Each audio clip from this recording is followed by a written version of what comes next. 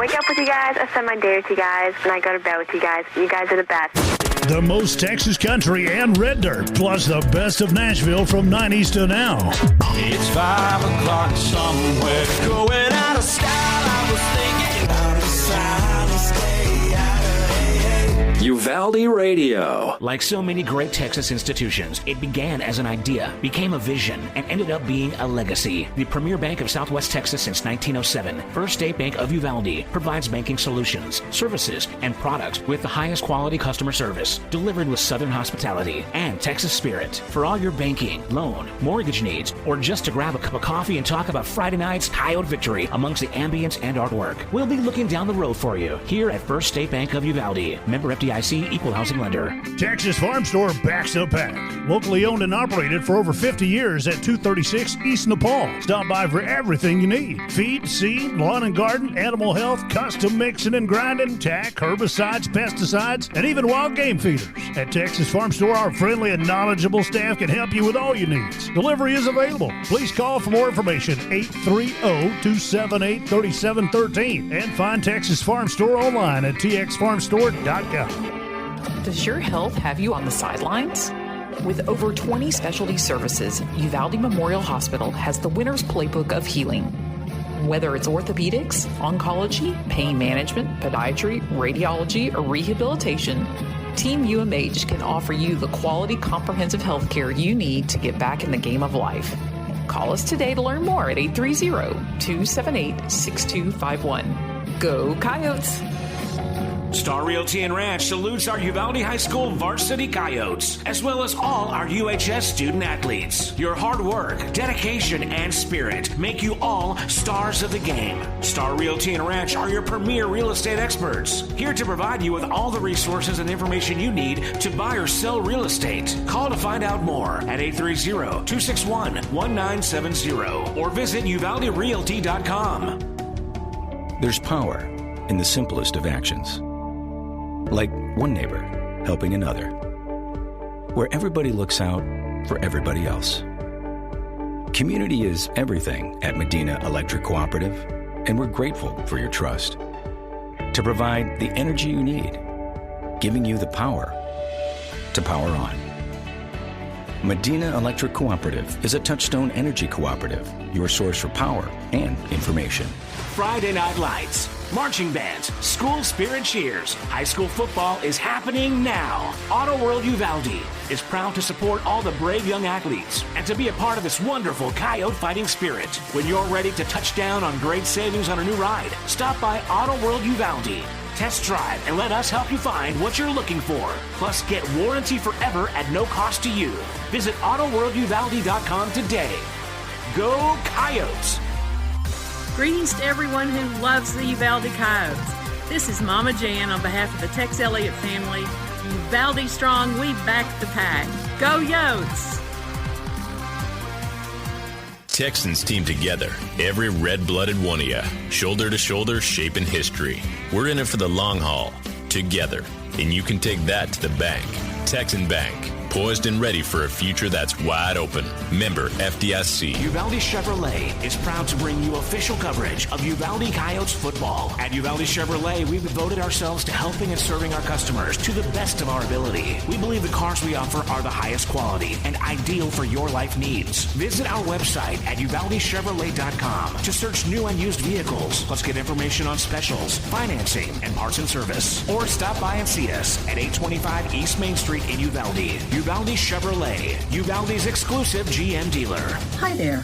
I'm Linda Kale, broker at Riata Realty in Uvalde and Nueces Canyon. If you're in the market for a home, business, or recreational property, we'll help you find it. For sellers, we're ready to broker any deal you bring us. Commercial, residential, ranch, and river properties are all in our wheelhouse. Friendly service and attention to detail are what we're known for, so give us a call today at 591-4430. Whether you're buying or selling or just thinking about it, remember Riata. The most Texas country and red dirt, plus the best of Nashville from 90s to now. 'Cause I got friends in no place, 'cause I'm on my way.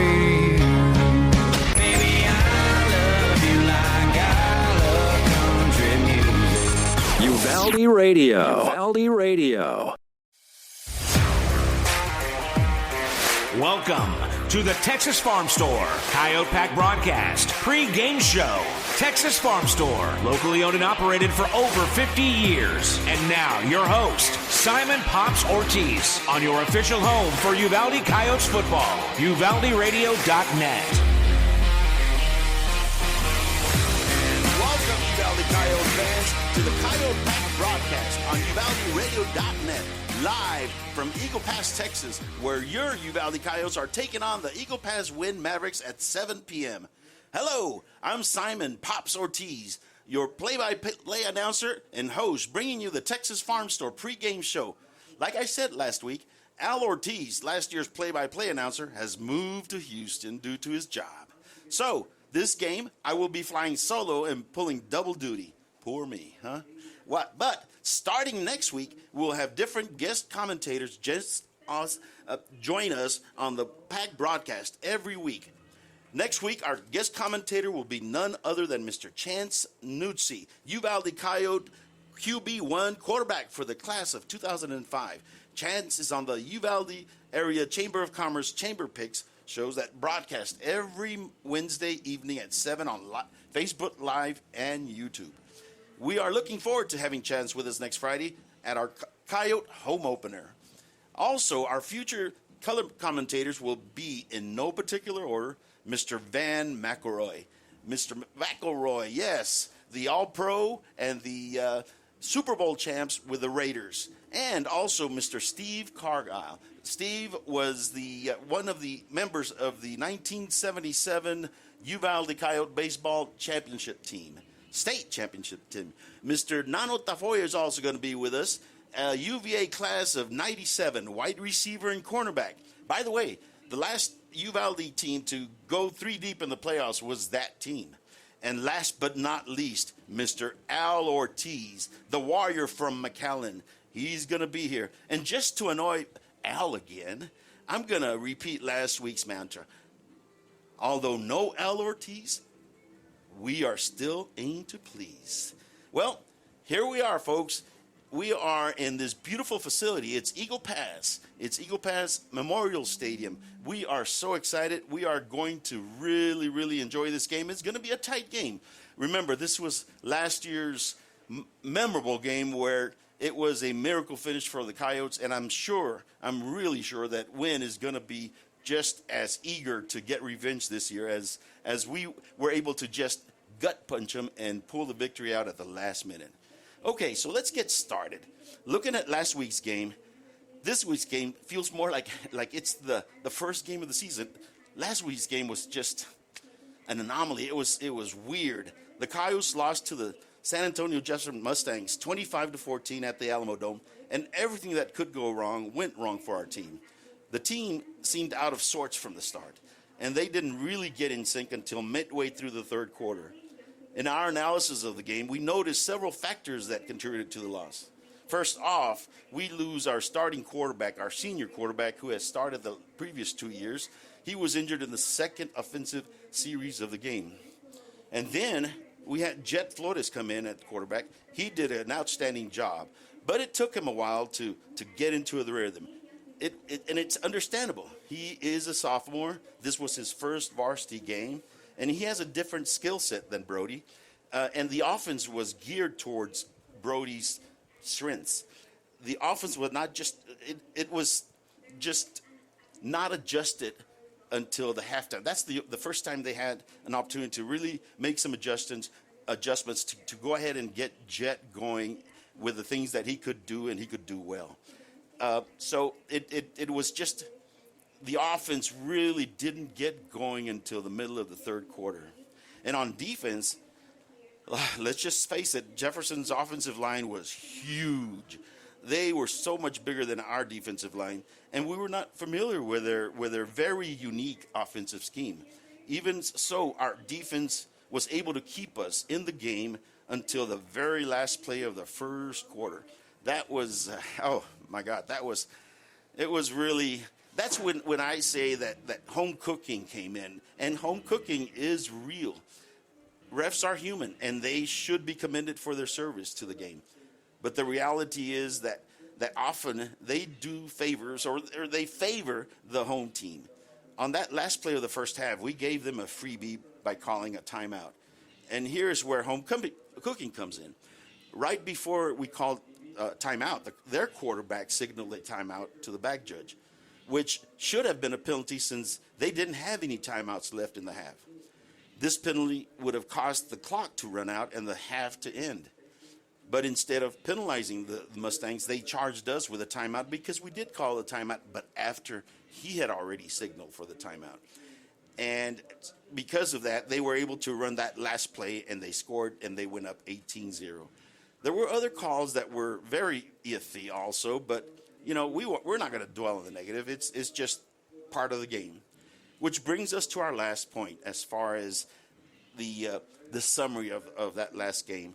And that is that the Coyotes need to improve on their mental discipline and eliminate those errors that cause needless penalties and keep the refs out of the game. But be that as it may, these Coyotes played very hard to the end, and they showed no quit, and we're very proud because of that. So, and we are so excited. We are so excited because this game, it seems like it's the opener to the season because it's not in the Alamo Dome. It's not at 3 o'clock in the afternoon. And I know the kids are excited. Coach told me when I met with him that they were the ones that brought him up because he was down. He was down because we had lost. But they have held their head up and they said, we're going to work harder and we're going to get this done. So with that being said, I'd like to give a couple of shout-outs. One shout-out, well, actually two, to my two number one fans. My Goyle, yes, she is my first grandchild. Her name is Hannah Ellis Mahoney. Hello, Miss Mahoney. And also another shout out to Chelly. Chelly is, of course, Selena Christina Ortiz, Al's daughter, and she is my number one fan also. Anyway, shout out to those two. Let's get back to the game. We are right now, they're doing the coin flip. Let's see who's going to get the ball first. The coin flip has been done, and let's see. Well, while they're doing that, we'll just go into the weather. It's presently 98 degrees here in Eagle Pass and sunny. It feels like 101. The temperature at kickoff is supposed to be around 93, and it's going to be a hot one tonight. Speaking of hot, Uvalde Radio is just at Palomino Fest. They're going to be at Palomino Fest all week long. So with that said, we are going to take a quick break and get back with you with the Coach's Corner segment of our show. Texas Farm Store backs the pack. Locally owned and operated for over 50 years at 236 East Nepal. Stop by for everything you need. Feed, seed, lawn and garden, animal health, custom mixing and grinding, tack, herbicides, pesticides, and even wild game feeders. At Texas Farm Store, our friendly and knowledgeable staff can help you with all your needs. Delivery is available. Please call for more information, 830-278-3713. And find Texas Farm Store online at txfarmstore.com. Serving Uvalde and the surrounding counties since 1991. Country Gardens and Seed thanks all their dedicated customers for over 30 years of support. Yolanda and her friendly staff invite new faces to stop by 403 South Getty Street for all your gardening needs. They're there to help you and answer any questions on your landscaping projects. Fall gardening starts soon, so call 830-278-2204. Country Gardens and Seed, 403 South Getty Street, Uvalde. Welcome to the Country Gardens and Seed Coach's Corner. Country Gardens and Seed, Uvalde's one-stop shop for garden and floral needs since 1991. Welcome back, ladies and gentlemen. This is your packed broadcast on UvaldeRadio.net. This is our second installment of our new segment, the Coach's Corner. Coach Wade Miller, Uvalde head coach, will be joining us every week to go over the previous game's results and give us a brief scouting report on this week's opponent. Welcome, Coach. Thank you. Thank you so much for having me. Coach, tough loss last Saturday. It seems that from the start, things just weren't in sync. They scored on the first drive, and then our offense looked off for a good 2.5 quarters. Now, I saw that there were some factors that caused this to happen. Can you go into those factors for us? Yeah, no problem. I think part of the problem is it was a different week, and we decided we wanted to get there early and watch the game before us, and it kind of felt like we were there too long. I think, and that's on me. We should have treated it like a normal time to get there early, and then our warm-ups were short. Of course, Jefferson's warm-ups were short too, and then of course, when your quarterback gets hurt on the third play, and that kind of throws your offense off as well. I thought defensively we started playing better in the second quarter, and it was about the middle of the third quarter before the offense kind of started going. We started getting on track on offense in the second half. What adjustments did you make, or how did that happen? Well, on offense at halftime, we sat down and, with Brody being out, we had predicated the entire run game against those guys as we were going to line up in certain formations, and Brody had 4 plays to check to. And he had it down pat. And if he hadn't been hurt that second series, I think we would have scored on that series. Jet is young, and he's really talented and really athletic, but he didn't have it down as well. And so we sat down at halftime and decided, okay, what are the 5 or 6 things that he can do best to help us move the ball? And once we started doing what fit him more, our offense started clicking a little bit better. That was a good adjustment that y'all made at halftime, and it showed once we started making some good first downs and scoring. Again, it was a tough loss, but a great experience for the players to play in the Alabama. How's the mindset of the team going into this next game? They've been great. You always worry about, especially, when you feel like you've had such a good offseason and you come out and you lose the first game, just how they're going to be. But Monday, I was still down in the dumps, and I thanked them at the end of the day just for being them and made me feel a lot better about life. And they know that they've gotten better, and they know that they didn't play very well, and we've addressed those issues. And I told them, I'll take as much as they did. I made a bad clock management decision at the end of the first half that cost us a touchdown, and then the last touchdown, we get a penalty for jumping the guard, and that's a new rule this year. You can't jump the line, and we hadn't told them that, and that's on me too. So they know it was 2 plays away from us winning 14-12. So they're locked in, and they're excited for this week. Great. Coach, the injury to our starting quarterback, Brody Carnes, was a game changer. Yes. And we just went over what you had to do to make the changes. What is his status and the timeline for his return? We hope to get Brody back to full practice next Tuesday. If that's the case, he'll be able to play against Poteet. If things don't go as fast as what we think they will be, then he'll definitely be back for Crystal City the following week. Great. Jet Flores, he came in for Brody after Brody got hurt. Jet is a sophomore and is not as experienced. And as most can see, Jet has a different skill set than Brody. He does. Without letting the cat out of the bag, what changes, if any, have you made to the offense with Jet now the starting quarterback? Jet is comfortable running, the plays that I call from under center. He's not real comfortable yet checking to him. And then to be honest, Brody wasn't comfortable even as a junior last year. And we've had to wait this long, to get there. But Jet will get there, and he feels real comfortable in the shotgun.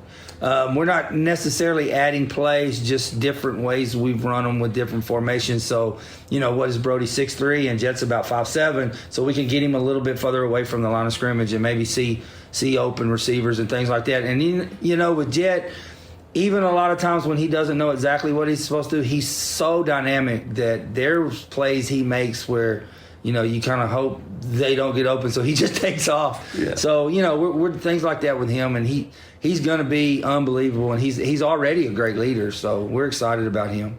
Last week when we sat down, we had discussed about the fact that maybe we're going to be under center 60-70% of the time. I guess it's going to be a little more balanced this coming game. Yeah, I would say probably flip that. Probably, have Jet in the gun 60 to 70% of the time. Now, we'll still have 2 backs and tight ends in there with him most of the time. But, it just fits his skill set better.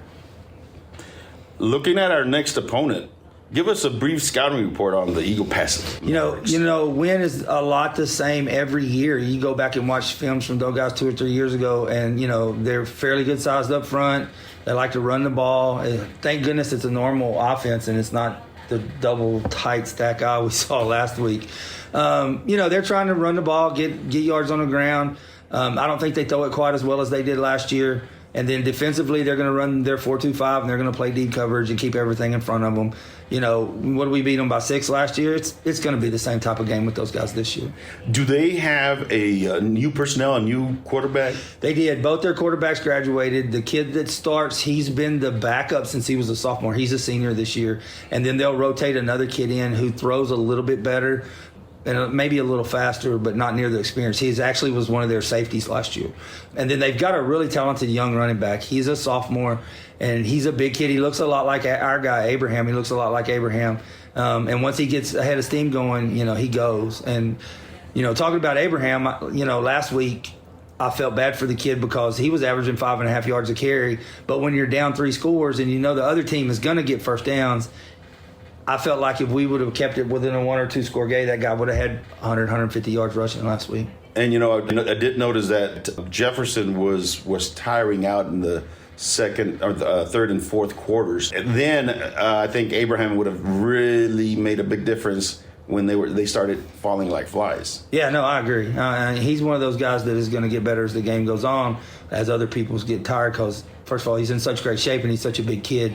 But I wouldn't want to tackle that guy 20 times during a football game for sure. Well, we also have number 20. He looked good. Tell us a little bit about him. Correct.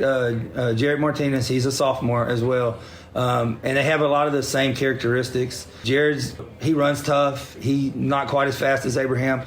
But to have a 1-2 punch like that, and I talked about it with our running backs coach last week, we want to try to split the carries with those guys going into district, and because we feel like they both can do the same thing and hopefully have fresher legs when district gets here than some of the other backs we face. Talking about the game, I know you have a new segment in the Chamber Picks. Yes. Give us your keys to the game. Our keys to the game is number 1, not turn the ball over, which we, knock on wood, we haven't yet this year. Number 2 is slow things down for our young quarterback. That's the 2 offensively. And then on defense, we need to tackle better, and we need to be tougher up front. Those 2 things. I thought defensively the other night, I thought Elijah Carroll played one of the best games I've ever seen any kid play. He had 15 tackles, 10 of them were solo, an interception, and a fumble recovery. And I thought he played outstanding. He actually did. We made him the star of the game for our post-game show. And by the way, we do have a little basket for the star of the game every week, and you and I need to get together and decide how we're going to present that to the young man. That sounds great. He would love that. Yes. And I'll say that about Elijah. He's going to have stats like that a lot this year. He's a really good football player. Great. You told me that there were some kids that had opportunity, and I hope he does have an opportunity to go to the next level, which is the collegiate level. He does, and he has the ability. He's as good as I've had back there. Well, Coach, I think we are very excited for this next game, and I know that we're going to do quite a bit better. Good luck, and Coach, tell me give me your last thoughts for this coming game. You know, it's going to be tight. It's going to be a good one. It's going to be a 1-score game. It's going to be a thriller. We're excited for it. Our kids play each other since 7th grade. We win every year, so it's going to be a good football game. And come support our guys. And we're going to continue to not make mistakes and look for a better game than last week. Well, there you have it, folks. Coach Wade Miller giving us the lowdown on this game that we're going to play in Eagle Pass this Friday. Thank you, and go Coyotes! Go Coyotes! Cecil Atkinson Motors is proud to be your Chrysler, Dodge, Jeep, Ram, and Wagoneer dealership in Uvalde, Texas. We've been in business for over 37 years as a family-owned car dealership and your one-stop shop of automotive excellence. Stop by and see us at 2630 East Main Street under the giant Texas flag. And help us welcome our new general manager, William Juarez, and his family to Uvalde. We look forward to introducing you to a wide selection of pre-owned vehicles, our stellar finance team, and our dedicated service center. Visit our website at ceciluvalde.com. Cecil Atkinson Motors, when the products are similar, the dealer makes a difference. DKM Enterprises is a family-owned and operated company with 3 generations of proven quality and customer service in the steel industry. DKM can assist your business with the safe and thorough completion of projects or purchases of any size. Headquartered in Uvalde, Texas and Abilene, Kansas, DKM has yards and locations across the country. We look forward to providing you quality service with a hometown feel, efficiency you can feel good about, and project completion with a focus on safety and environmental responsibility. Welcome back, Coyote fans. This is the Pack broadcast on UvaldeRadio.net. Well, here we are. We're almost ready for the game. They're doing the national anthem right now, but while they're doing that, we are going to talk a little bit about how this game is going to go. Oh, we're about to start the national anthem. We're going to take a real quick break while they do that. Does your health have you on the sidelines? With over 20 specialty services, Uvalde Memorial Hospital has the winner's playbook of healing. Whether it's orthopedics, oncology, pain management, podiatry, radiology, or rehabilitation, Team UMH can offer you the quality comprehensive health care you need to get back in the game of life. Call us today to learn more at 830-278-6251. Go Coyotes! Star Realty and Ranch salutes our Uvalde High School varsity Coyotes, as well as all our UHS student athletes. Your hard work, dedication, and spirit make you all stars of the game. Star Realty and Ranch are your premier real estate experts, here to provide you with all the resources and information you need to buy or sell real estate. Call to find out more at 830-261-1970 or visit uvalderealty.com. There's power in the simplest of actions. Like one neighbor helping another. Where everybody looks out for everybody else. Community is everything at Medina Electric Cooperative, and we're grateful for your trust. To provide the energy you need, giving you the power to power on. Medina Electric Cooperative is a Touchstone Energy Cooperative, your source for power and information. Friday Night Lights, marching bands, school spirit cheers. High school football is happening now. Auto World Uvalde is proud to support all the brave young athletes and to be a part of this wonderful Coyote fighting spirit. When you're ready to touch down on great savings on a new ride, stop by Auto World Uvalde. Test drive and let us help you find what you're looking for. Plus, get warranty forever at no cost to you. Visit AutoWorldUvalde.com today. Go Coyotes! And we're back, ladies and gentlemen. We have a game. We're going to have a game in a minute, but let's go over a little bit as far as our opponent is concerned. The Eagle Pass Winn Mavericks, they are ranked number 106 in the San Antonio area, while we are ranked number 74. Dave Campbell's Texas Football has us as a 4-point favorite, but like Coach said in the interview, it's going to be a toss-up. This game is special to win. Last year, they went winless, and I think really when they lost that game to us, it was really a heartbreaker. So, it's going to be a tight game. They are, even though they lost last week 49-6 to Eagle Pass Eagles, I think they're going to be up for this game. It's going to be a tight game. They do run a shotgun spread offense. They try to establish the run with that offense and then try to go to the pass on RPOs and sweeps. So it's going to be a real close game, I believe. They remember last year's game. It was televised by ABC, and they are going to really be up for the Coyotes. So having said that, we are going to get ready for the kickoff and be back with you in a few minutes. We're going to take a quick commercial break. This is the Coyote Pack broadcast on UvaldeRadio.net. Greetings to everyone who loves the Uvalde Coyotes. This is Mama Jan on behalf of the Tex Elliott family. Uvalde strong, we back the pack. Go Yotes! Texans team together, every red-blooded one of you, shoulder to shoulder, shaping history. We're in it for the long haul, together, and you can take that to the bank. Texan Bank, poised and ready for a future that's wide open. Member FDIC. Uvalde Chevrolet is proud to bring you official coverage of Uvalde Coyotes football. At Uvalde Chevrolet, we've devoted ourselves to helping and serving our customers to the best of our ability. We believe the cars we offer are the highest quality and ideal for your life needs. Visit our website at UvaldeChevrolet.com to search new and used vehicles, plus get information on specials, financing, and parts and service. Or stop by and see us at 825 East Main Street in Uvalde. Uvalde Chevrolet, Uvalde's exclusive GM dealer.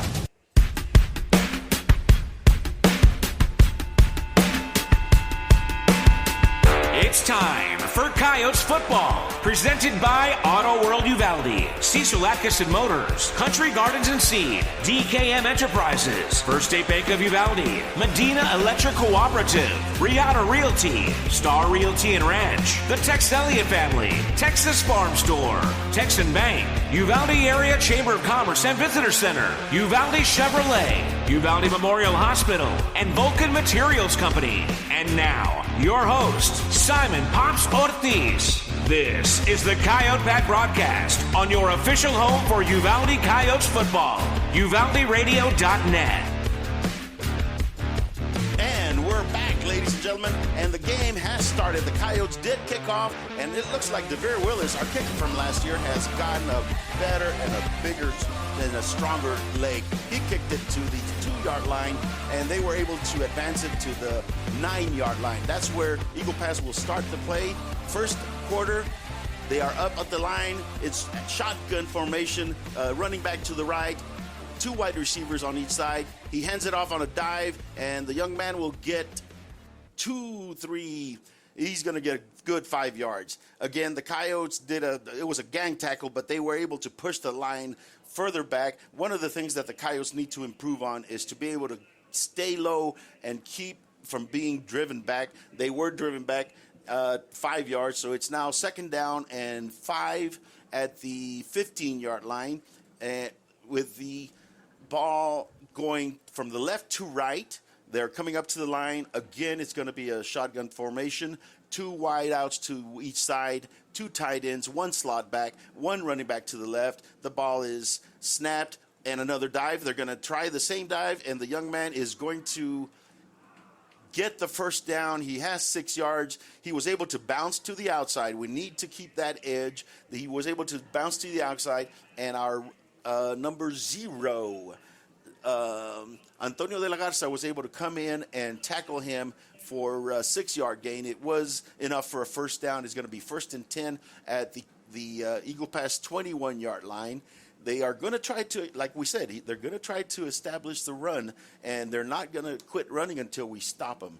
Now, the first one was a dive right into the gut of the defense. The second one was also a dive.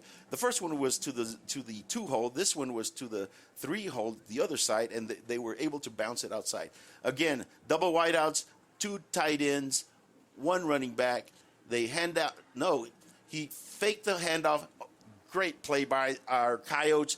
He faked a dive and kept the ball. The quarterback kept the ball and tried to sneak on the other side of the line, to the left side of the line. He was only able to get 1 yard. It'll be 2nd down and 9, 10:08 left in the first quarter, 0-0.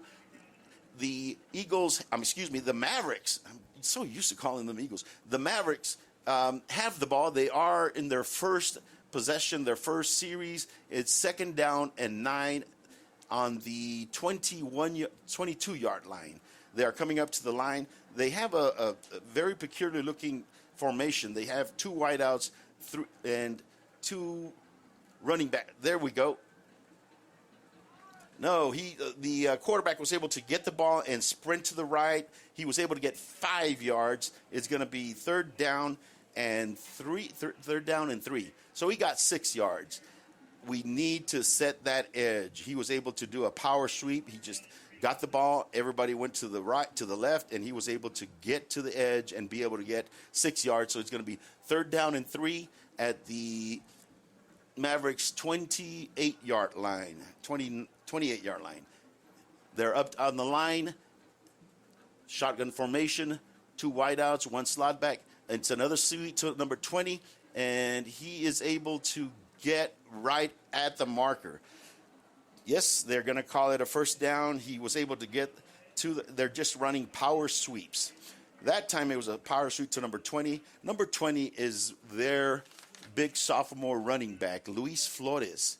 And number 20, our number 21, which is Caden Smith, was able to get the tackle, but not until he got enough to get a first down. It's 1st down and 10 at the Eagle Pass 31-yard line. 8:32 left, 0-0. Let's see if we can stop. We need to stop them. We need to get the ball. We need, one of the keys to the game that we had is that we need to score first and get an early lead. They do have – no, they called a timeout. There was a little miscommunication for the offense, so they decided to go ahead and call a timeout and get their play right. We are going to take a real quick break. This is the Coyote Pack broadcast on UvaldeRadio.net. Hi there. I'm Linda Kale, broker at Riata Realty in Uvalde and Nueces Canyon. If you're in the market for a home, business, or recreational property, we'll help you find it. For sellers, we're ready to broker any deal you bring us. Commercial, residential, ranch, and river properties are all in our wheelhouse. Friendly service and attention to detail are what we're known for, so give us a call today at 591-4430. Whether you're buying or selling or just thinking about it, remember Riata. And we're back, ladies and gentlemen. This is the Uvalde Pack broadcast on UvaldeRadio.net. That's one of the items that the Coyotes have to work on. They need to be able to stop the run. They need to be able to fill those holes. We do have a brand new linebacker core, and it's taking them a little bit to really be able to fill those holes. And I think it's because our defensive line is being pushed back a bit. Shotgun formation, another dive play. We were able to stop it for no gain. I think the defense is starting to get their keys right, and they were able to stop that play for no gain. Let's see if we can put two plays in a row and be able to. No, they lost a yard. So it's going to be 2nd down and 11 at the 30-yard line of Eagle Pass with 7:55 left in the first quarter. I tell you, if they keep running and if we keep running, it's going to be a short game.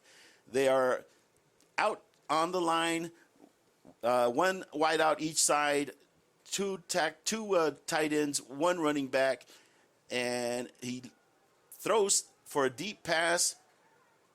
No, and he's able to catch it, but there is a flag. That was a contested pass. They both went up to try to catch it, and the Eagle Pass wide receiver was able to come out with it. He did get hurt, I believe. It's going to be at the 30. There was a flag, but I think they picked it up. I believe they did pick it up. I tell you what, it was well defensed. It was high up there. They both went up to try to get it. It bounced once, and the wide receiver for Eagle Pass was able to come down with it. He is hurt. They are attending to him. We're going to take a quick break while they attend to this young man.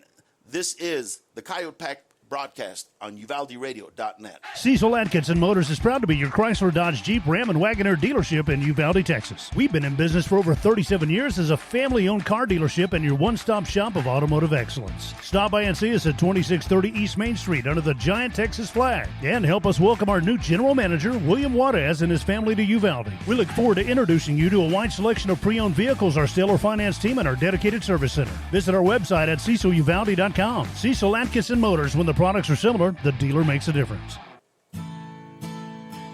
Serving Uvalde and the surrounding counties since 1991. Country Gardens and Seed thanks all their dedicated customers for over 30 years of support. Yolanda and her friendly staff invite new faces to stop by 403 South Getty Street for all your gardening needs. They're there to help you and answer any questions on your landscaping projects. Fall gardening starts soon, so call 830-278-2204. Country Gardens and Seed, 403 South Getty Street, Uvalde.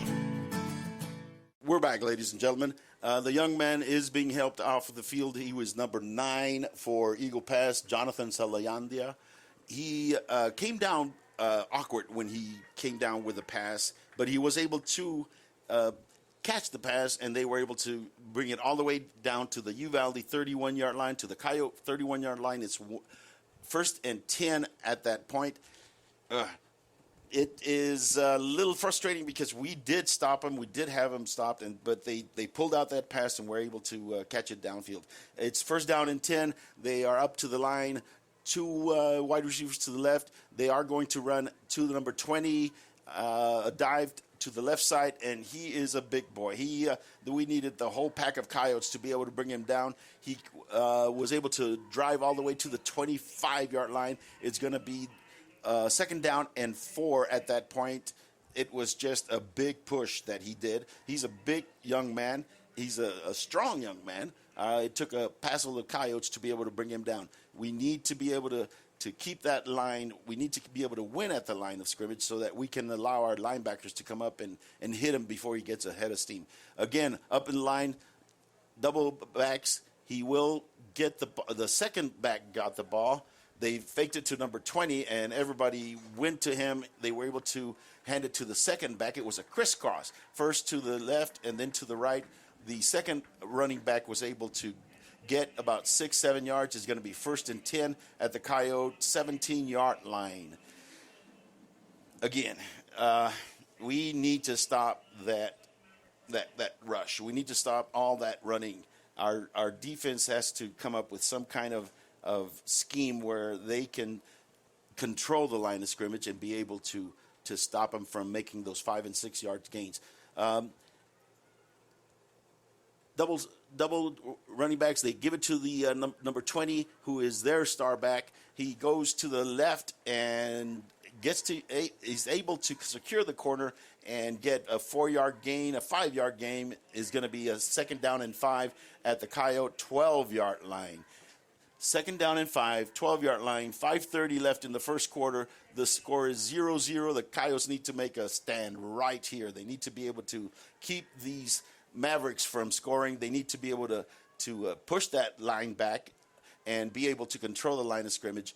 The offense is up on the line, shotgun formation, double backs, and they're going to do that little crisscross, and number 20 will get the ball, and he will get to the 7-yard line. I think it's going to be enough for the first down. It's going to be 1st and goal at the 7 for the Eagle Pass Mavericks, Eagle Pass Winn Mavericks. Boys are on their heels a little bit. We need to make a stop right here. 4:53 left in the first quarter. Eagle Pass is driving. They started their drive at the 9-yard line. They have been able to go all the way down the field. They are threatening to score. They're up at the line. Again, it's a shotgun formation with a back on each side and 2 wideouts to the right. They're going to do that little crisscross, and they give it to number 20, and he goes in for the score. Actually, it's number 21 is the young man who made the score. Tadeo Rivera made the score. He was able to, they do a little crisscross. They faked it to number 20 and gave it to number 21 as he crisscrossed from left to right in front of the quarterback. He was able to dive in and get the score. It is now 6-0, 4:29 left in the first quarter. The Mavericks are up on the Coyotes. The extra point team is out to try the extra point. The ball is down, it is up, and it is good. There we go, ladies and gentlemen. We are down 7-0, but very early in the game. We need to go ahead and get in on offense and really answer this long drive that the Mavericks had. We're going to take a real quick commercial break. This is the Uvalde Coyote Pack broadcast on UvaldeRadio.net. DKM Enterprises is a family-owned and operated company with 3 generations of proven quality and customer service in the steel industry. DKM can assist your business with the safe and thorough completion of projects or purchases of any size. Headquartered in Uvalde, Texas and Abilene, Kansas, DKM has yards and locations across the country. We look forward to providing you quality service with a hometown feel, efficiency you can feel good about, and project completion with a focus on safety and environmental responsibility. We are back, Coyote fans. The Mavericks scored on a 91-yard drive. They go up 7-0 with 4:29 left in the first quarter. They're about to kick off. We're looking at them. They're going from left to right. The Coyotes are ready to receive the kickoff. Let's hope we can get good field position and be able to drive it down the field and keep this game interesting and even. I think the Coyotes will be up to it. It's a little pooch kick, and he's able to get the ball. Number 1 is able to get the ball, and they get him at the 26-yard line. It was a little sort of like a pooch kick, but there is flag on the play. Looks like there's going to be some unsportsmanlike conduct on somebody. It was after the play was dead. The ref has indicated to the umpire what the call is. They are about to give us the call. Hopefully, let's see who's against. Again, one of the keys to the game is be able to keep your composure. And apparently the Mavericks weren't able to keep their composure. It was personal foul on the Mavericks, and the yards are going to be stepped up. I believe it's going to be a 15-yard penalty. Well, the refs are trying to get it all straight. They don't know where to start. So, like we said in the pregame, the Coyotes have a new quarterback. It's Jet. He came in the second quarter in the last game. He's a sophomore. He is very athletic. He is very. It's going to be called against the Coyotes. They went ahead and changed the call and said it, instead of it being the Mavericks, it was the Coyotes who had the personal foul. They are going to start on their 18-yard line. First and 10, the Coyotes on their own 18-yard line with 4:24 left in the first quarter. The Mavericks are up 7-0. Jet is in the shotgun. He's got 3 receivers to the right, 1 running back in front of him. He does give it to the running back. He has some yards, and he will bull his way over to the 26-yard line. It's a 9-yard gain. A second down and 1. Nice start to the game to the offensive series for the Coyotes this time. Let's see if we can keep it going. These young men, they just need to get into the rhythm. They need to be able to get in there and get some first downs put together and drive this ball just like the Mavericks did. But they are able to, after you run it a couple of times, let's see if we can surprise them with a pass. Quarterback is back. Again, it's a dive to number 5. Second carry for Abraham Ale. He gets about 12 yards, goes to the 41-yard line. It's going to be first and 10 for the Coyotes at the 41. Good play, good couple of plays. They have been able to put together 2 good plays that gave them about 20 yards, 22 yards in those 2 plays. Coyotes are up. It's going to be up on the line. It's shotgun formation, double wide to the right, 1 to the left, a slot back, running back to his right side. The ball is being asked by Jet. He does a quick, a little too high for number 15. They faked a dive to Abraham into the gut of the defense, and then Jet stepped back and tried to throw a pass to the wide receiver that was on the far side of the field. It was a little too high. Sophomore, a little early game jitters. He just sailed it above. Let's see if he can just settle down and get into a rhythm in this game. They're up again on the line. Shotgun formation, triplets to the right, 1 to the left. He gives the ball to Abraham Ale. Abraham is able to get to the corner and get about 8 yards. It's going to be 3rd down and 2. I think they should just stick with the running game. They have not been able to stop our running game. They are on the 49. They're the Uvalde 49-yard line. 2nd down and 2. 3:04 left in the first quarter. The Coyotes are up on the line. Shotgun formation. 1 back to the left. 2 wide receivers to the right. 1 to the left. And he does give it to Abraham. A huge hole. Abraham takes it off. It's a beautiful play. It's going to be a 20-some-odd yard gain to the Eagle Pass to the Eagle Pass 36-yard line. Coyotes are churning it out. They are churning it out. They're getting big gobs of yardage on the ground. They should just keep going until they are stopped. Okay, folks, it's turning to be a bit of a seesaw battle here. Let's see what the Coyotes can do. They're up on the line. Shotgun formation, 1 running back, 3 wide receivers, and they do a reverse to number 3. He only got 1 yard. He was strung out by the defensive end. That defensive end did his job. He did not go for the dive fake and try to go inside. He kept his keys. He kept his responsibilities and made the wide receiver that's doing the reverse have to go the long way around, and his buddies were able to catch up to him on the far side of the field. 2nd down and 9. He did gain 1 yard. 2nd down and 9. It's going to be shotgun formation, triplets to the left, 1 to the right. The quarterback keeps the ball, and is Jet going to he did get the first down, I believe. Yes, he did. It was just a power sweep. It was actually an option play. It was an option play with Abraham Hale on the outside and our quarterback Jet on the inside. He had the option to pitch it out or keep it. He kept it, and he was able to make the 9 yards. We are now on the Maverick 26-yard line. 1st and 10. Quarterback in shotgun. One wide receiver to the right. It is a dive play to Abraham Ale. He turns his feet. He was hit behind the line. He got 3 yards. It's going to be 3rd down and 7. I think the Mavericks are starting to key or get familiar with our dive plays.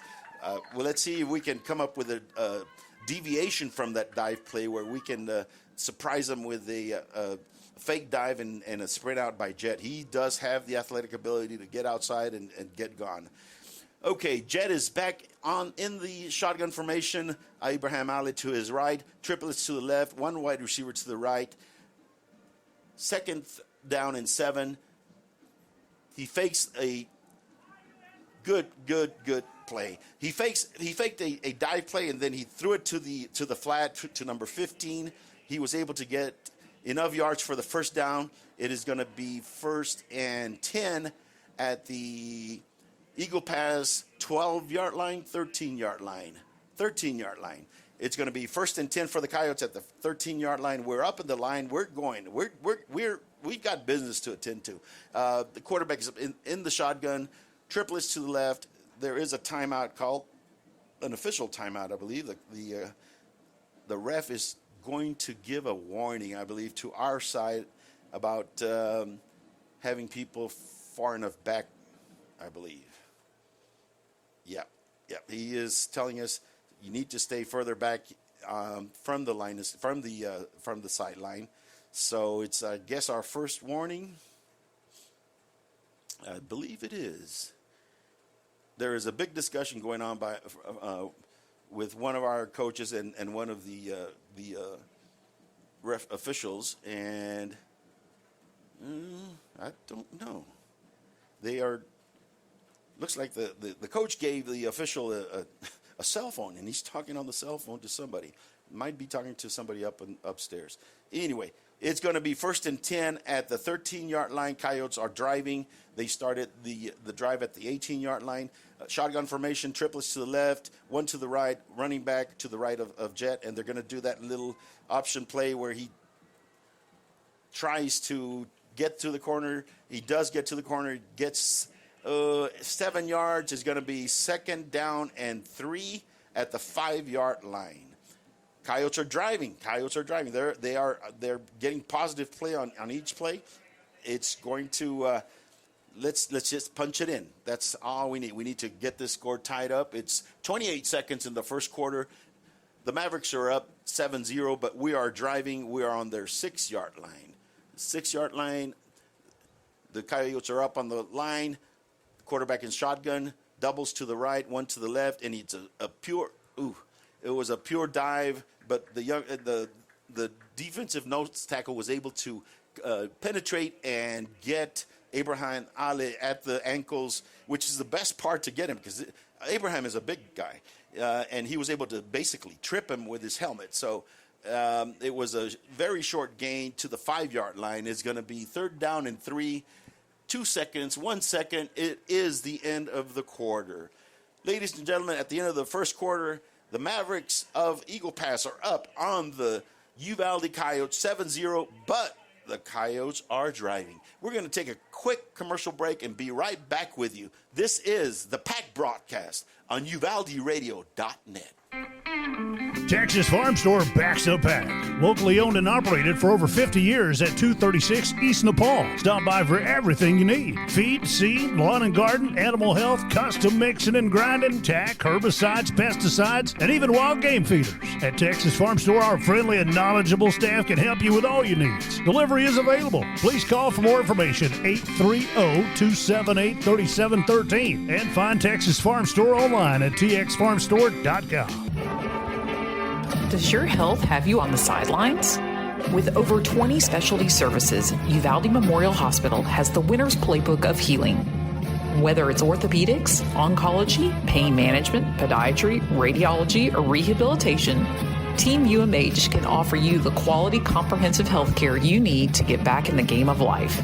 Call us today to learn more at 830-278-6251. Go Coyotes! And we're back, ladies and gentlemen. The Coyotes are up on the line. We've got Jet. I think it's the first time he's going to get under center. It is 3rd down and 3 at the 5-yard line. The refs are about to call for play to resume. He is under center. He is going to give it to Abraham. Abraham loses the ball, and Jet is able to keep the ball. Jet is able to keep it. Abraham was hit as he was trying to get to the outside. The ball popped loose, but Jet was able to rush back and get the ball. It's going to be 4th down at the 10-yard line.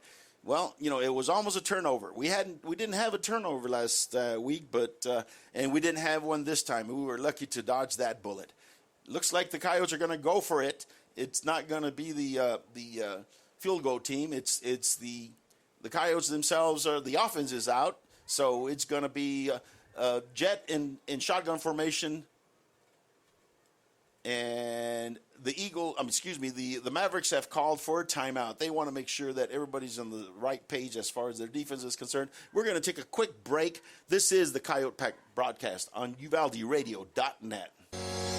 Star Realty and Ranch salutes our Uvalde High School varsity Coyotes, as well as all our UHS student athletes. Your hard work, dedication, and spirit make you all stars of the game. Star Realty and Ranch are your premier real estate experts, here to provide you with all the resources and information you need to buy or sell real estate. Call to find out more at 830-261-1970 or visit UvaldeRealty.com. Welcome back, Coyote fans. We're back in action. The Coyotes are up on the ball. Jet is in shotgun formation. Abraham Alley to the left. Triplets to the right. One wide receiver to the left. They snap the ball. They're looking for a pass, and it is going to be a touchdown. Touchdown, Coyotes. Number 2, Mr. Quentin Gant got that ball. He was the lone back to the left side of the field. He just did an up and out, and Jet just threw that ball beautifully. It was on target, on point. Touchdown, Coyotes. We're now 7-6. Mavericks up. We're about to do the extra point, or try the extra point, and see if we can tie this game up. Beautiful, beautiful pass. Great play by Jet. Now he's going to start getting into a little bit of a rhythm. The good thing about this drive, it was an 8 from the 18-yard line. It was an 82-yard drive.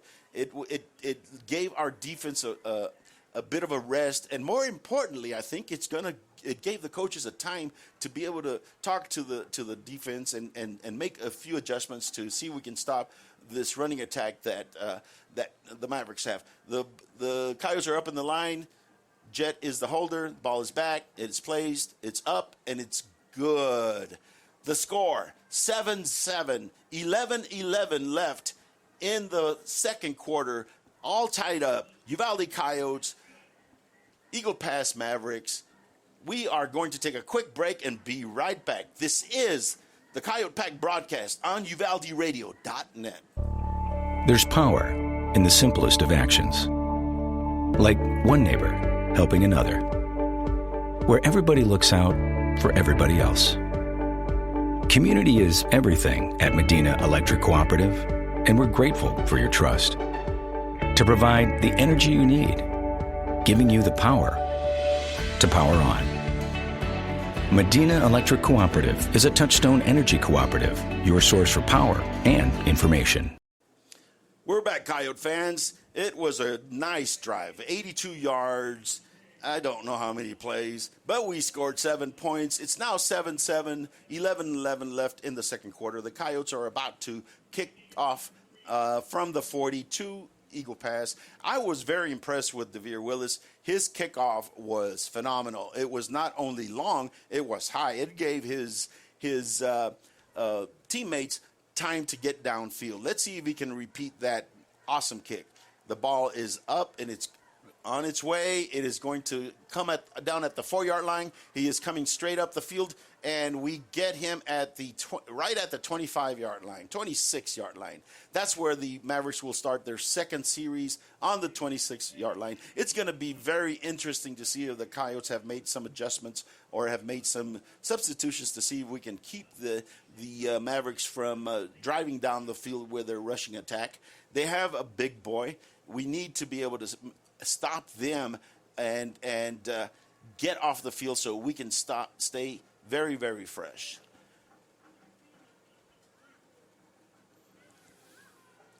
Here we go. The ball is going to be, I think there was a penalty. Yes, there is a penalty on the play. It's going to be 10 yards marked off against the Mavericks. They are going to start their second drive on their 16-yard line, and 15.5-yard line. It's going to be a long ways to make a touchdown. Let's see if we can stop them, get the ball back, and be able to go in with a touchdown. The Mavericks are huddled up. They are about to get to the line of scrimmage. They have 2 receivers to the right, none to the left. Shotgun formation, 1 running back. It's a pitch out to number 20, and we were able to stop him for a 2-yard gain. It was just a straight pitch out. They sent everybody to the right. They said, we're going to do this strong side pitch out and see if we can get to the edge and get some good yardage. They were able to get 3 yards, and it's going to be 2nd down and 7 from the Mavericks 19-yard line. 2nd down and 7 from the 19. The Mavericks are coming out of their huddle. Going to be shotgun formation. It's going to be 2 wide receivers to the left, none to the right, 2 tight ends, 1 slot back, 1 running back. It's going to be a dive play to the same running back, and again, we're able to stop him for, I think we stopped him for a negative gain. He's going to be 1 yard back. It's going to be 3rd down and 8.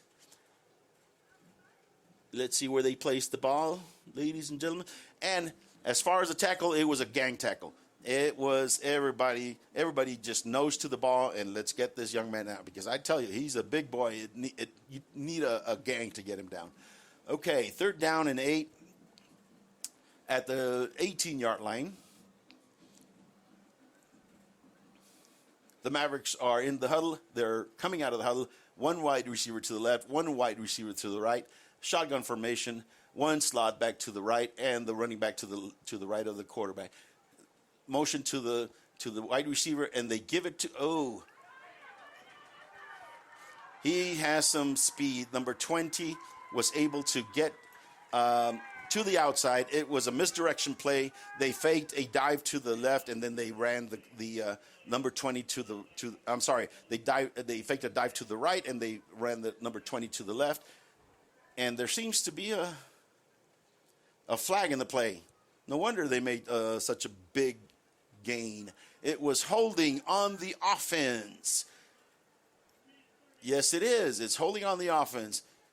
And they're going to bring it back to the 11-yard line. That's where the Mavericks will have 3rd down and 17, or down and 18 at the 11. It's going to be the 9-yard line. 3rd and 17 to go for the Mavericks. It's clearly a passing down, but let's see if they pass. They were able to get a nice pass off the last time. Let's see if they try a pass, or they're going to try to run it to a sweep to the side and see if they can get to the edge. The Coyotes have to be ready for anything and everything, but we need to stay true to our keys. We need to be able to not take fakes and be able to keep containment and get some pressure on the quarterback so that he cannot have enough time to throw the ball out deep to his wide receivers. He does have 2 wide receivers, number 11 and number 4, to the left side of the line. Those are the only wide receivers. He does have 2 tight ends, 1 slot back, and he has 1 running back to his right. They are going to throw Yes, they threw a wide receiver screen. He was able to get away from one tackler, but we were able to get him at the 21-yard line. It's going to be 4th down and 7. Let's see. It's a punting situation, but let's see what they do. They might feel comfortable enough or confident enough to try to go for 4th and 7, which I think is highly doubtful, but we'll see if they try it. They are in the huddle. They're coming out of the huddle, and they are going to go for it, ladies and gentlemen. They are going to go for it. Either that or they're going to go do a real quick squib. He's going back a little bit further, and he is going to punt. It's a little pooch. It goes out at the 50-yard line. That's where the Coyotes will start their next possession. 1st and 10 Coyotes at the 50-yard line. We're going to take a real quick break, and we'll be right back. This is the Pack broadcast on UvaldeRadio.net. Friday Night Lights, marching bands, school spirit cheers. High school football is happening now. Auto World Uvalde is proud to support all the brave young athletes and to be a part of this wonderful Coyote fighting spirit. When you're ready to touch down on great savings on a new ride, stop by Auto World Uvalde. Test drive and let us help you find what you're looking for. Plus, get warranty forever at no cost to you. Visit AutoWorldUvalde.com today. Go Coyotes! And we're back, ladies and gentlemen. The ball is up, and it was snapped. It was a fake dive to Abraham Ale, and Jet kept it, but he was tripped up behind the line, 2-yard loss. There is a flag on the play. Let's see who the flag is against. It looks like it's against the Mavericks for a personal foul. I think they hit Jet while he was on the ground, and yes, it is. They are stepping off a personal foul penalty. It's going to be placed at the Winn 37-yard line. So it's going to be 1st and 10 for the Coyotes, 37-yard line, tied score 7-7. Second quarter, 8:22 left in the half. Coyotes are up on the ball. Jet is under center. He turns around, does a pitch, and then a throw, and then there goes Jet. He's going to throw a long pass too. And it's intercepted. They called it incomplete. They called it incomplete. They both came down with their hands on the ball, but it was bobbled as it hit the ground. They did not have possession. It was an incomplete pass. 2nd down and 10. 2nd down and 10 for the Coyotes. The fans aren't liking it. They don't like it at all because they thought their player came down with the ball, but it was slightly underthrown. Our man had their man beat. He had to come back for the ball, and it actually was right at the gut of the defensive player. Our player was able to get the ball from him. Again, it's we're up at the line. Jet is under center. One slot back. Abraham Malley is the tailback. He gets the ball and he gets to the side, able to shuck 2 tackles, and he got just to the 28-yard line of the Winn Mavericks. Is going to be 3rd down and 1 yard. They had him in the backfield. He was able to shed 2 tackles. It was basically just a pitch out to the left, student body to the left. He went to the left, but they had it well read. They had him corralled. One young man hit him. The other did also. Couldn't tell what number they were, but he was able to shed those tackles and make 8 yards. 3rd down and 1. Quarterback under center. Abraham Halle is in the backfield, and it's a quarterback keeper. It's just a quarterback sneak, and he's able to get 3 yards. It's going to be 1st down and 10 for the Coyotes on the 25-yard line. 7 minutes, 5 seconds left in the quarter. Coyotes are driving. They started this drive on the 50-yard line. They are now at the Winn 25-yard line. They are driving. That is what we need. We need to go ahead and get a score and get ahead, bring our confidence up, and keep the Winn Mavericks at bay. Okay, the Coyotes are up on the line. Jet is on shotgun formation, double wide receivers to the left. One, he comes up under center, and it is going to be a pitch. No, he kept the ball, and made about 8 yards. Is going to be second down and 2 at the 18-yard line of the Mavericks. Jet is running an option play where Abraham Ali is to his right on that play, and instead of pitching, he kept it. Sometimes you have to pitch it, but he's a sophomore. He's getting there. Okay, quarterback is under center. We're up at the line. Coyotes are driving. One slot back, number 45, Caden Smith. No, not Caden. Excuse me. Abraham Ali is in the I. It's going to be to the fullback, number 45, and I'll get you his name in a minute. It's Landon Klein. Landon Klein, the fullback. It was just a real short dive for the fullback. He was able to get 3 yards, 4 yards, first down and 10 at the Maverick 14-yard line. Coyotes are driving. 5:24 left in the second quarter. Score tight, 7-all, but we are driving. Coyotes are going up to the line. Jet is under center. We have the fullback behind him and Abraham Ali. The fullback starts shuffling to the left. Ali goes to the left, and he's going to get about 5 yards. There is going to be... Is there a flag on the play? Nope, it's not. It's going to be second down and about 5. Nope, there is a flag. And it's holding against the Coyotes. It's going to be a 10-yard mark off. And it's yes. Instead of 1st and 10, it's going to be 1st and 20. It was a pitch out to the left. Somebody in the left was able to get outside, and they had to hold him, so it was a penalty. 1st and 20. Quarterback is back. He tries to pitch. He doesn't find anybody. He is running, and he gets to the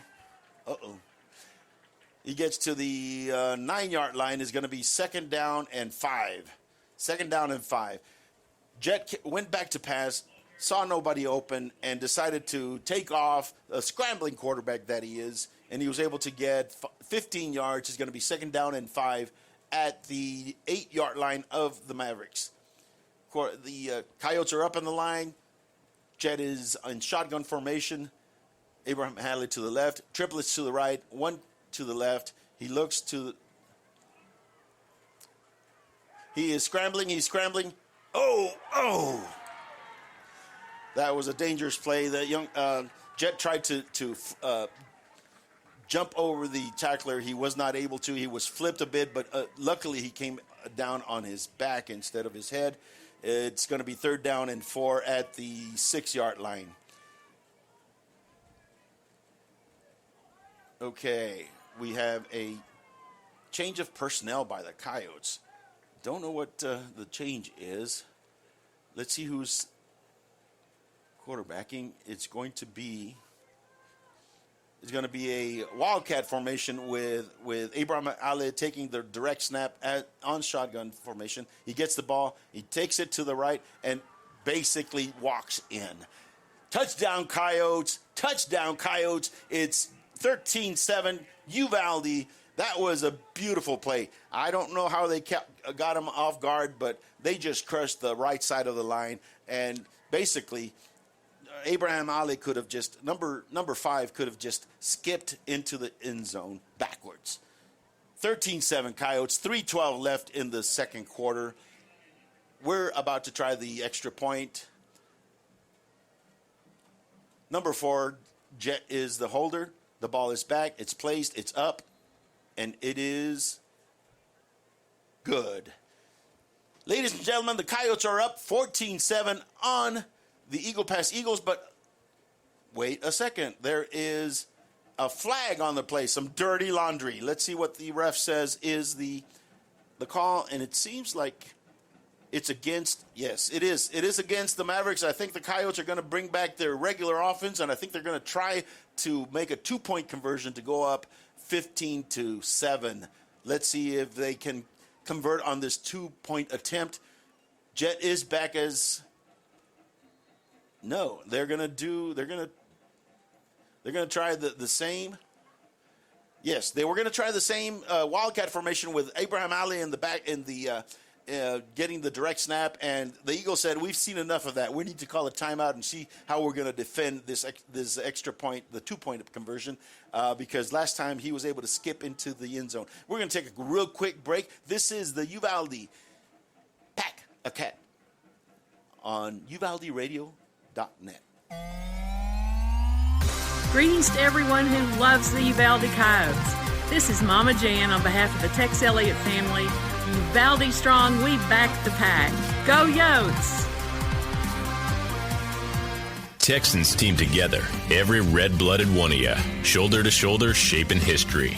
We're in it for the long haul, together, and you can take that to the bank. Texan Bank, poised and ready for a future that's wide open.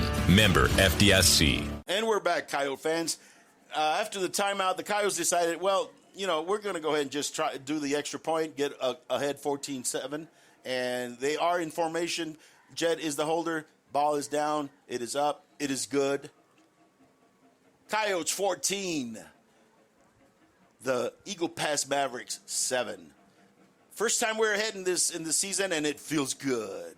We are going to take another quick break, and we'll be right back. This is the Coyote Pack broadcast only on UvaldeRadio.net. Uvalde Chevrolet is proud to bring you official coverage of Uvalde Coyotes football. At Uvalde Chevrolet, we've devoted ourselves to helping and serving our customers to the best of our ability. We believe the cars we offer are the highest quality and ideal for your life needs. Visit our website at UvaldeChevrolet.com to search new and used vehicles, plus get information on specials, financing, and parts and service. Or stop by and see us at 825 East Main Street in Uvalde. Uvalde Chevrolet, Uvalde's exclusive GM dealer. We're back, ladies and gentlemen. The Coyotes are about to kick off on the 40-yard line. They're going from your left to your right. They have scored. It was a 50-yard drive, and we are ahead 14-7 with 3:12 left in the second quarter in the first half, and the kick is up. It is a long one to the 2-yard line, and the running back, the receiver gets it. Oh, he breaks it. Let's see if we can catch him. And we do. 18-yard line. DeVere Willis is able to track him down. He was the last man. He was able to get behind him or be able to juke him, but DeVere was able to run and catch up to him and bring him down at the 18-yard line. It was a long kickoff return. It's going to be at the 18 with 3 minutes left. The Coyotes, just a small mental error there in the coverage. There was one little hole there, and he was able to go through there as quick as a flash and be able to get downfield to the 19-yard line. 1st and 10 for the Mavericks at the Coyote 19-yard line. Let's see if we can do a stand right here and not let them score. The ball is given in that little cross play that they have. No gain. I think our defense is starting to sniff those sneaky little crossing plays that they have, where they have one running back to the right and one running back to the left of the quarterback. The first running back comes in, it's a fake handoff to him, and then the second one crisscrosses the other direction, and that's where the ball goes. And our boys were able to sniff it out and be able to, actually, it's a 1-yard line. It's going to be 2nd down and 11 at the 10-yard line or 20-yard line of the Coyotes. The Mavericks are up on the line, shotgun formation, one right out to each side, one running back, and it's a straight dive to number 20, and number 20 is able to get to the 15-yard line. It was a straight dive, and then he just bumped it to the outside. He was able to get to the outside and get a good gain. It's going to be 3rd down and 6. 3rd down and 6 at the 15. We need to be able to scrape, and we need to be able to set the edges so that running back does not get the opportunity to bounce it outside. That is what is really killing us on those dives. Now, this was just a straight dive. It wasn't one of those crisscross ones. It's a shotgun, one running back to the right, receiver to the left, one to the right. The left one, it's another little cross, and we are able to stop him, but he's going to be short. He's going to be 1 yard short.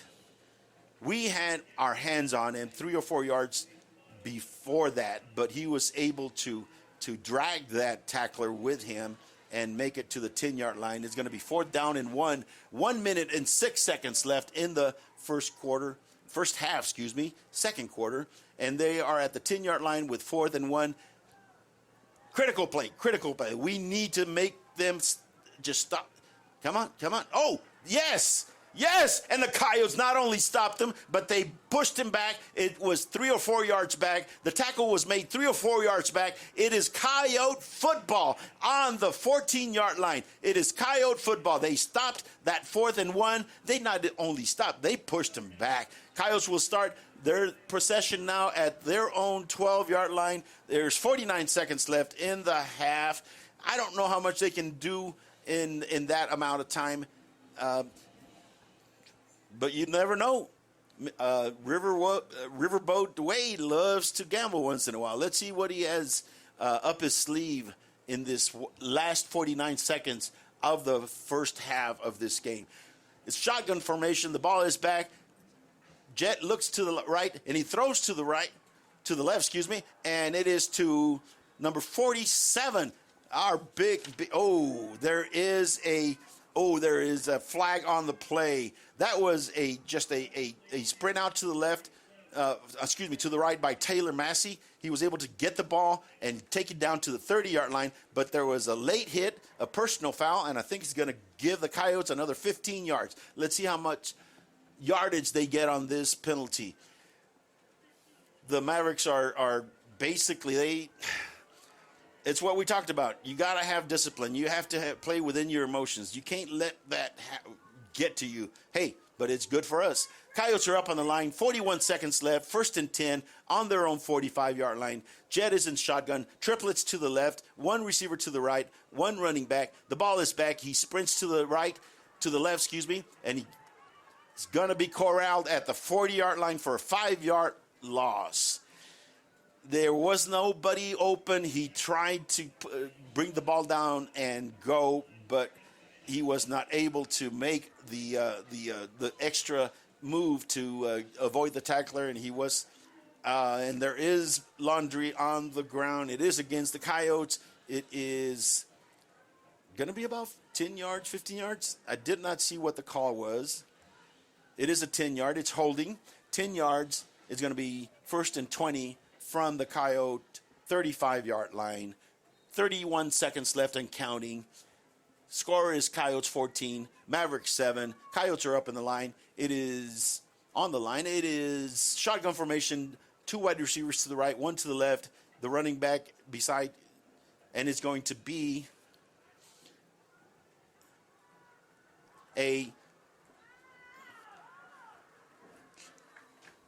It was a halfback screen to the left. He was able to get about 10 yards. It's going to be 2nd down and 10 from on the 50-yard line with 2 seconds left in the half. The Coyotes do call a timeout. I think they're going to just heave it downfield and see if they can get lucky and get a score 45 yards from the end zone. We're going to take a real quick break and be right back with you in just a moment. This is Simon Pops Ortiz, UvaldeRadio.net.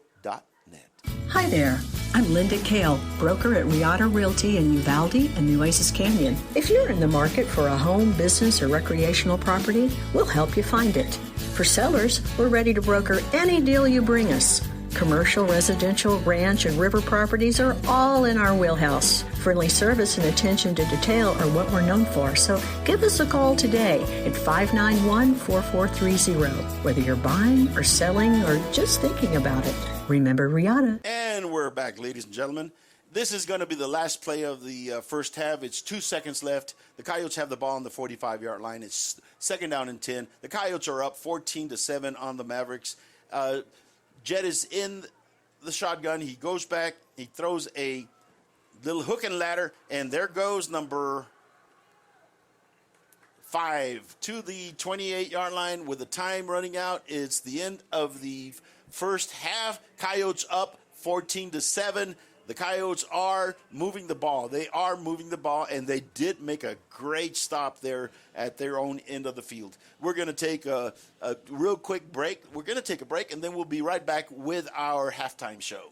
This is Simon Pops Ortiz, Uvalde Pack broadcast on UvaldeRadio.net. I wake up with you guys, I spend my day with you guys, and I go to bed with you guys. You guys are the best. The most Texas country and red dirt, plus the best of Nashville from 90s to now. It's 5 o'clock somewhere, going out of style. I was thinking out of silence, stay out of Uvalde Radio. Like so many great Texas institutions, it began as an idea, became a vision, and ended up being a legacy. The premier bank of Southwest Texas since 1907, First State Bank of Uvalde, provides banking solutions, services, and products with the highest quality customer service, delivered with Southern hospitality and Texas spirit. For all your banking, loan, mortgage needs, or just to grab a cup of coffee and talk about Friday night's Coyote victory amongst the ambience and artwork, we'll be looking down the road for you here at First State Bank of Uvalde. Member FDIC, Equal Housing Lender. Texas Farm Store backs the pack. Locally owned and operated for over 50 years at 236 East Nepal. Stop by for everything you need. Feed, seed, lawn and garden, animal health, custom mixing and grinding, tack, herbicides, pesticides, and even wild game feeders. At Texas Farm Store, our friendly and knowledgeable staff can help you with all your needs. Delivery is available. Please call for more information, 830-278-3713, and find Texas Farm Store online at txfarmstore.com. Does your health have you on the sidelines? With over 20 specialty services, Uvalde Memorial Hospital has the winner's playbook of healing.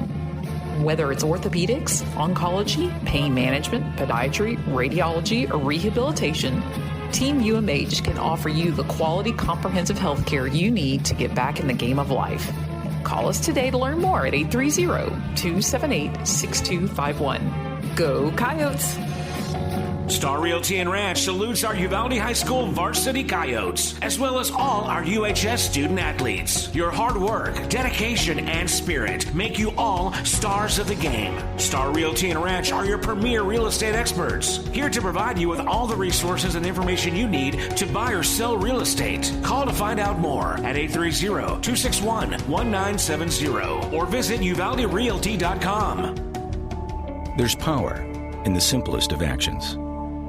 Like one neighbor helping another, where everybody looks out for everybody else.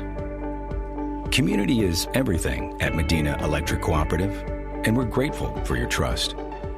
To provide the energy you need, giving you the power to power on. Medina Electric Cooperative is a Touchstone Energy Cooperative, your source for power and information. Friday Night Lights, marching bands, school spirit cheers. High school football is happening now. Auto World Uvalde is proud to support all the brave young athletes and to be a part of this wonderful Coyote fighting spirit. When you're ready to touch down on great savings on a new ride, stop by Auto World Uvalde. Test drive and let us help you find what you're looking for. Plus, get warranty forever at no cost to you. Visit AutoWorldUvalde.com today. Go Coyotes! Greetings to everyone who loves the Uvalde Coyotes. This is Mama Jan on behalf of the Tex Elliott family. Uvalde strong, we back the pack. Go Yotes! Texans team together, every red-blooded one of you, shoulder to shoulder, shaping history. We're in it for the long haul, together, and you can take that to the bank. Texan Bank, poised and ready for a future that's wide open. Member FDIC. Uvalde Chevrolet is proud to bring you official coverage of Uvalde Coyotes football. At Uvalde Chevrolet, we've devoted ourselves to helping and serving our customers to the best of our ability. We believe the cars we offer are the highest quality and ideal for your life needs. Visit our website at UvaldeChevrolet.com to search new and used vehicles, plus get information on specials, financing, and parts and service. Or stop by and see us at 825 East Main Street in Uvalde. Uvalde Chevrolet, Uvalde's exclusive GM dealer. Hi there. I'm Linda Kale, broker at Riata Realty in Uvalde and Nueces Canyon. If you're in the market for a home, business, or recreational property, we'll help you find it. For sellers, we're ready to broker any deal you bring us. Commercial, residential, ranch, and river properties are all in our wheelhouse. Friendly service and attention to detail are what we're known for, so give us a call today at 591-4430. Whether you're buying or selling or just thinking about it, Remember Riata. The most Texas country and red dirt, plus the best of Nashville from 90s to now. 'Cause I got friends in no places. I'm on my way. Baby, I love you like I love country music. Uvalde Radio. Uvalde Radio. Welcome to the Medina EC Halftime Show. Medina Electric Cooperative, built by this community over 80 years ago to deliver safe, reliable, and affordable energy. Proud to be a part of this community and continue to serve beyond the power lines. And now your host, Simon Pops Ortiz, on your home for Uvalde Coyotes football, UvaldeRadio.net.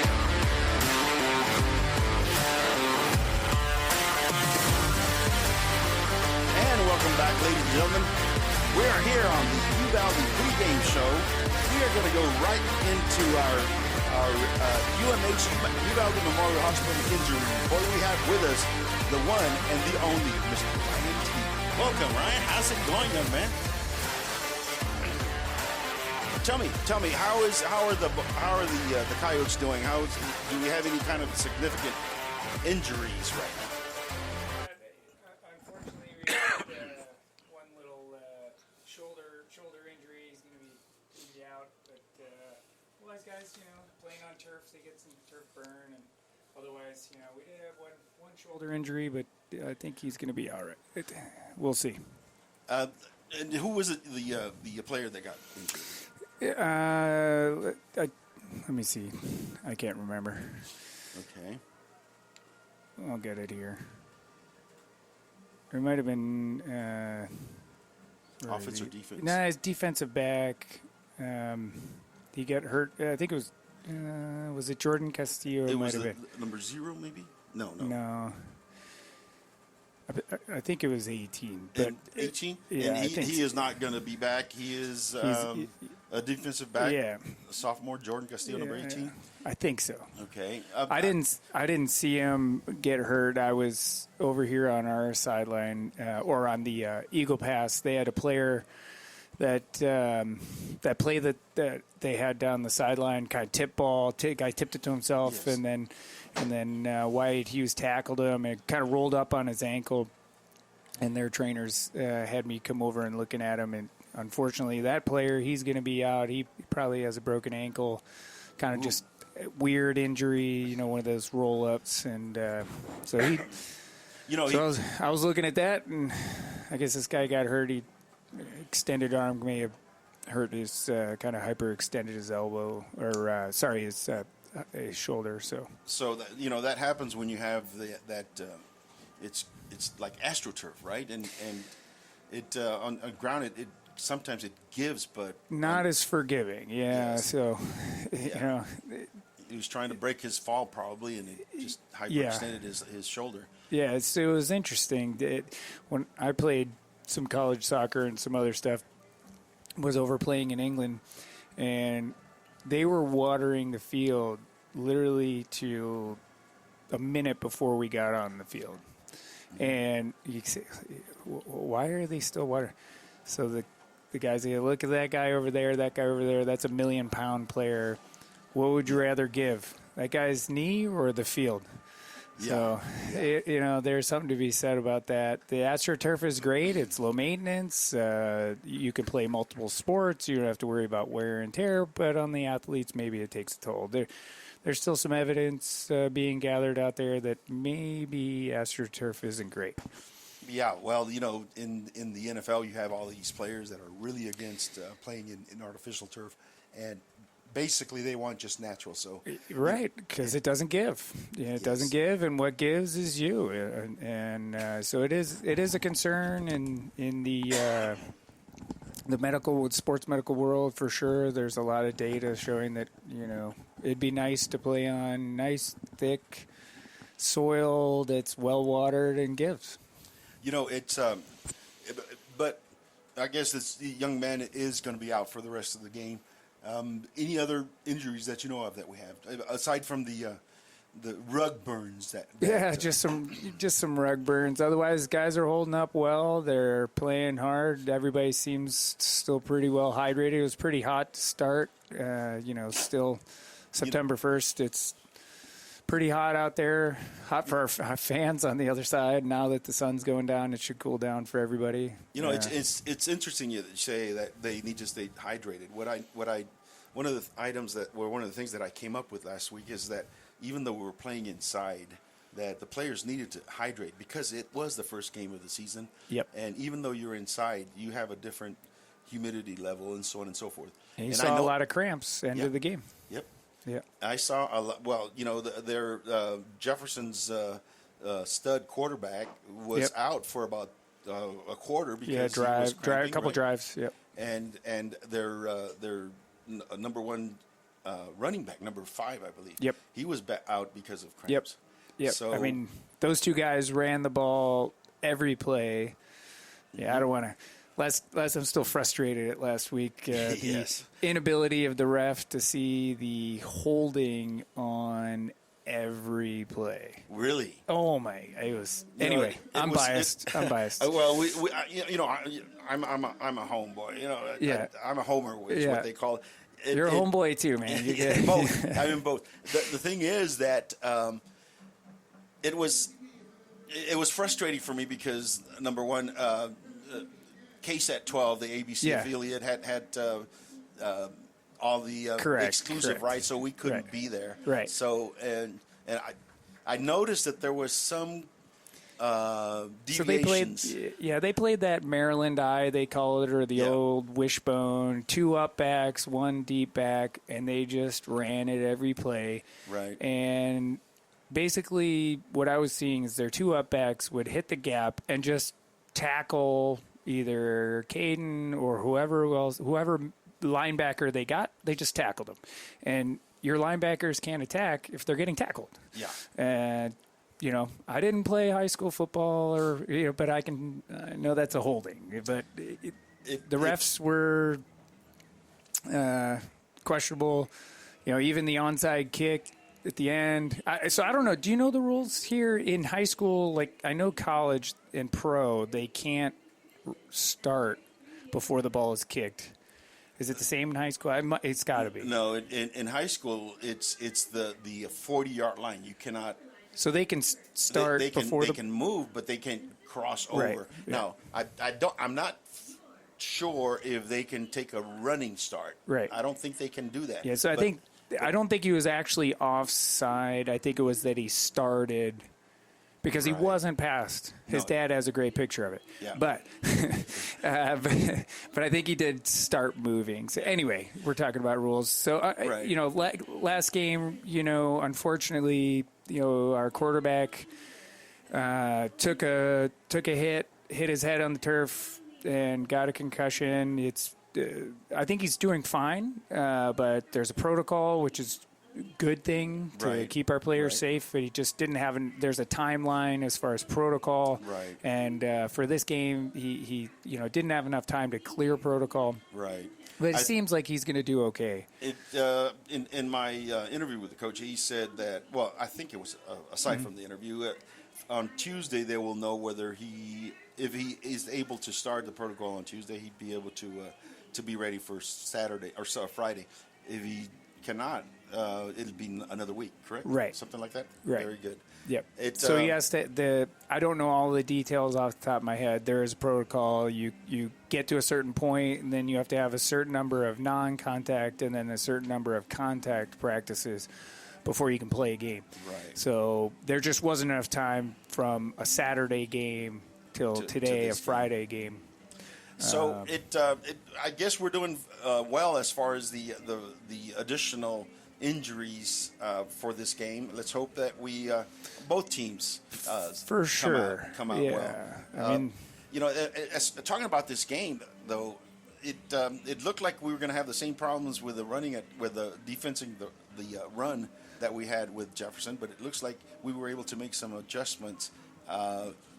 Yeah, it did. That first drive, right, they just slowly matriculated the ball up the field. There was one pass play, but besides that, they were getting a couple yards per run. But I think they looked like they made some good adjustments and are stopping the run better. And there's one thing that I noticed is that they on that power street that they do, the slot back looks like he's cheating up to the side that they're going to run to. They have the two tight ends, and then they put a slot back. It looks like he is the tight end because it's the center, the guard, the tackle, the tight end, and then the slot back. But that slot back is right almost to the line, and I'm wondering if our coaches have seen that, because that's why they're getting the edge on those. And we do have some, just like everybody, got their coaches up here seeing for tendencies. They have been doing, what I noticed is some misdirection and either using it or not using it. So, but I think the coaches did a good job. Our offense picked it up.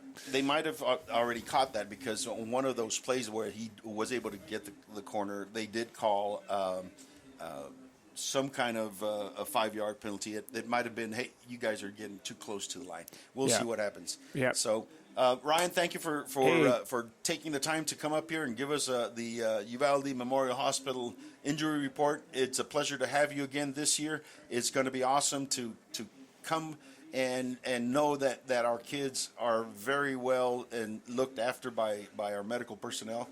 And good luck to you and the Coyotes, so we don't have any major injuries than this second half. Yeah, let's keep it that way. Yeah, the training staff here, Doc Adams, the head trainer, does a great job, and his student training staff, and then we've got Dr. Connolly and myself. So I think if anything happens, hopefully we're well covered, but hopefully nothing happens. Yes, so, definitely. Simone, it's always good to see you, my friend. Same here. All right. Well, Coyote fans, we are going to take a quick break and be right back. This is Simon Pops Ortiz, for your Coyote Pack broadcast, only on UvaldeRadio.net.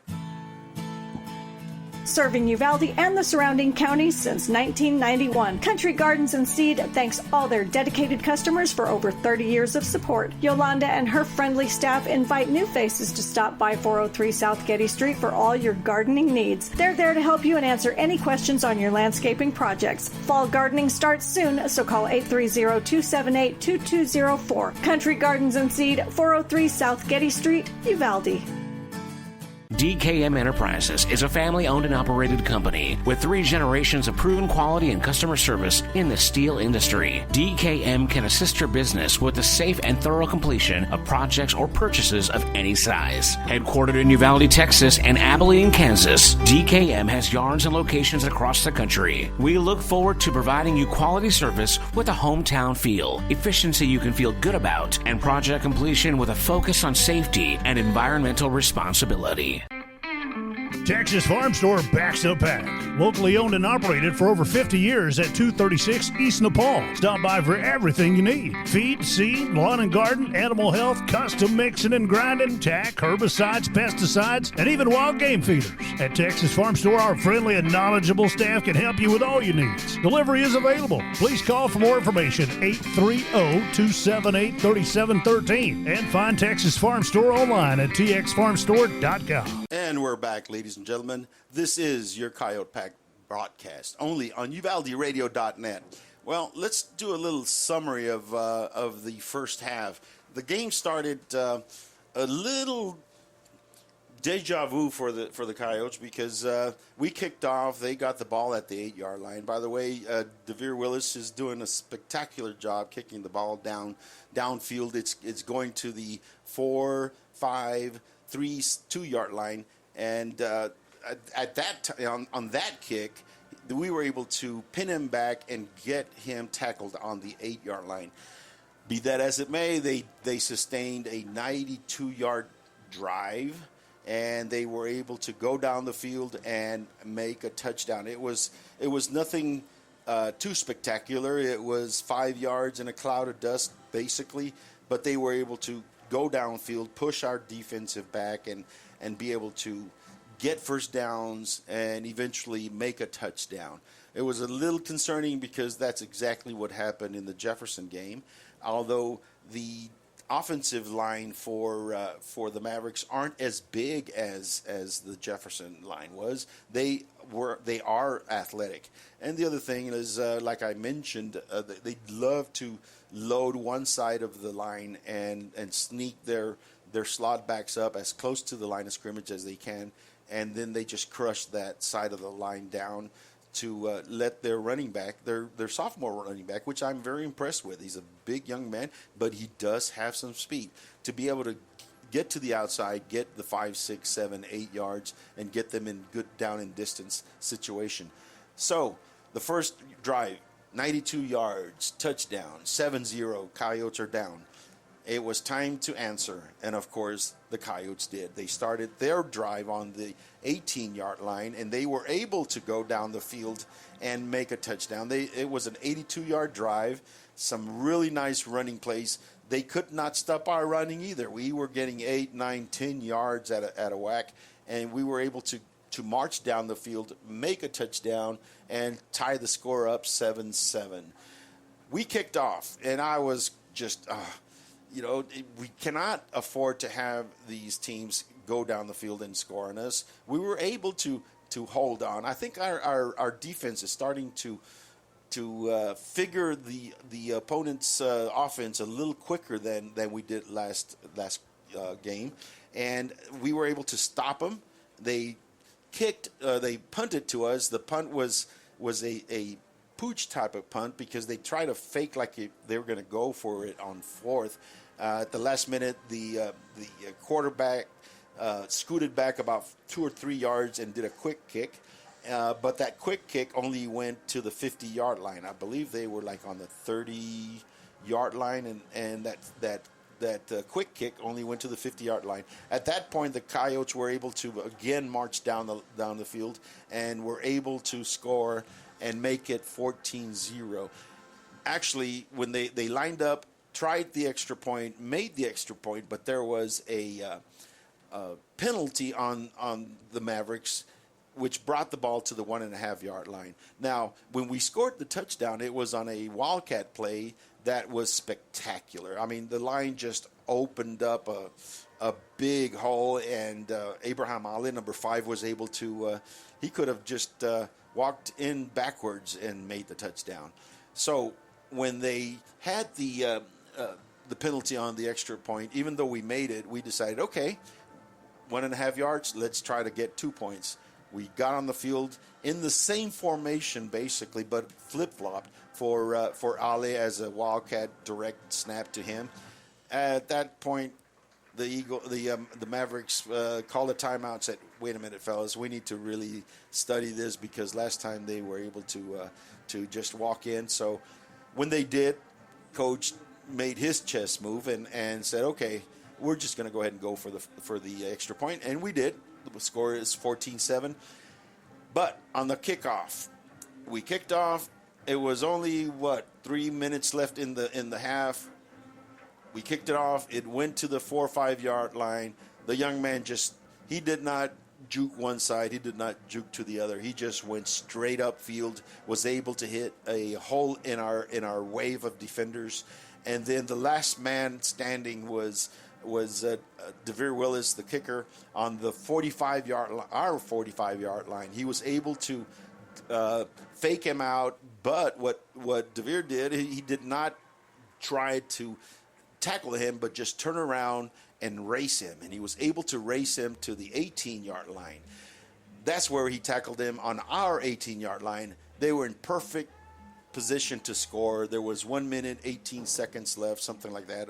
Actually, it was 3 minutes, and in their 1st and 10, they tried several runs, 2nd and 10, 2nd and 8, I believe, 3rd and 8, and it all of a sudden was 4th and 1. 1 minute left in the game, 4th and 1. They tried a power dive. Our guys were ready for it, and not only were they ready for it, but they were able to stop him 3 yards behind the line of scrimmage. We took over on downs, but basically it was running out 46 seconds. We did drive down the field to about the 30, their 30-yard line, but time expired, and that's how we went into the half. So, to the 4 minutes to kick off on the second half, it is Coyotes 14, Mavericks 7, and we are on top. We get the ball first. It is going to be just so important that we get another touchdown, get up 2 scores, then we'll really have them behind the 8 ball, and just we need to get out of here with a win. So, with that said, we're going to take a real quick commercial break. This is your Coyote Pack broadcast on UvaldeRadio.net. Does your health have you on the sidelines? With over 20 specialty services, Uvalde Memorial Hospital has the winner's playbook of healing. Whether it's orthopedics, oncology, pain management, podiatry, radiology, or rehabilitation, Team UMH can offer you the quality, comprehensive health care you need to get back in the game of life. Call us today to learn more at 830-278-6251. Go Coyotes! Star Realty and Ranch salutes our Uvalde High School varsity Coyotes, as well as all our UHS student athletes. Your hard work, dedication, and spirit make you all stars of the game. Star Realty and Ranch are your premier real estate experts, here to provide you with all the resources and information you need to buy or sell real estate. Call to find out more at 830-261-1970 or visit UvaldeRealty.com. There's power in the simplest of actions. Like one neighbor helping another. Where everybody looks out for everybody else. Community is everything at Medina Electric Cooperative, and we're grateful for your trust. To provide the energy you need, giving you the power to power on. Medina Electric Cooperative is a Touchstone Energy Cooperative, your source for power and information. Friday Night Lights, marching bands, school spirit cheers. High school football is happening now. Auto World Uvalde is proud to support all the brave young athletes and to be a part of this wonderful Coyote fighting spirit. When you're ready to touch down on great savings on a new ride, stop by Auto World Uvalde. Test drive and let us help you find what you're looking for. Plus, get warranty forever at no cost to you. Visit AutoWorldUvalde.com today. Go Coyotes! Welcome back, Coyote fans. This is your Pack broadcast on UvaldeRadio.net. We're about to start in about a minute and a half, the second half of this game. We're going to review a little bit our keys to the game. In our keys of the game, we had that we needed to establish the run and get into the rhythm. I think the Coyotes were able to do that very, very well. They were able to get the ball and march it down the field and be able to score on two occasions. And then our second key to the game was no long runs or passes allowed by our defense. We didn't allow them to really get some long runs. There was one run that their number 20 was able to make, but it was called back. That being said, we needed to be able to stop big plays also, and that's where it almost came and really hurt us when we weren't able to stop them on the kickoff. Although we were able to tackle him at the 18-yard line, we dodged a bullet with that error on kickoffs. And then the last is no turnovers and play with discipline. That we did excellent. There was one play where Abraham Ali, number 5, was tackled and he did lose the ball. He did fumble, but number 4, our quarterback, Jet Flores, was able to recover the ball, and so we don't have any, so far this season, we'll just knock on wood, there's plenty of wood here, we don't have any turnovers to say in these last 1.5 games. So we're about ready to get the kickoff off. The Coyotes are going to receive, and the Mavericks are going to kick off from their own 40-yard line. They are on their 40, going left to right in our view here. The Coyotes are on the right. Let's see if we can get a good kickoff, a good return, so that we can start with good field position and be able to get some yardage and get some points. The Coyotes are in their visitor white, and the Winn Mavericks are in their blacks. And he approaches the ball, kicks it. It is a line drive to number 1. Our number 1, he gets the ball at the 10-yard line, and he's able to get upfield to the 27-yard line. It's going to be 1st and 10 for the Coyotes at the 27. It looked like he was going to have a little bit of room to run, but that hole closed up quickly. He was able to get it to the 27-yard line. First and 10 for the Coyotes at the 27. Let's see what we can do. Jet is starting to get some rhythm into his play calling or play running. He is again like a sophomore, but he is getting some good experience at this point. Coyotes are up in the line. Number 4, the quarterback is in shotgun formation. Double receivers to the left, one to the right, one slot back, and the running back. It's a dive play to number 20, our sophomore running back. And he got it to... He fumbled the ball. He was not down. He fumbled the ball. Okay, I think I jinxed him. It's going to be the Mavericks ball on the Coyote 30-yard line. It was a straight dive play to our number 20, Jared Martinez, our sophomore tailback. They popped him as he was going through the line. The ball popped out, and they were able to recover for a fumble. Our first turnover of the year. It's going to be Mavericks ball, first and 10 at the Coyotes 30-yard line. Mavericks are up on the line. Quarterback is in shotgun, triplets to the left, one receiver. Oh, it is a run to the left, and their running back, number 20, gets 8 yards. It's going to be second and 10, but there is dirty laundry on the ground. There is a flag on the ground. It might be face mask on the Coyotes.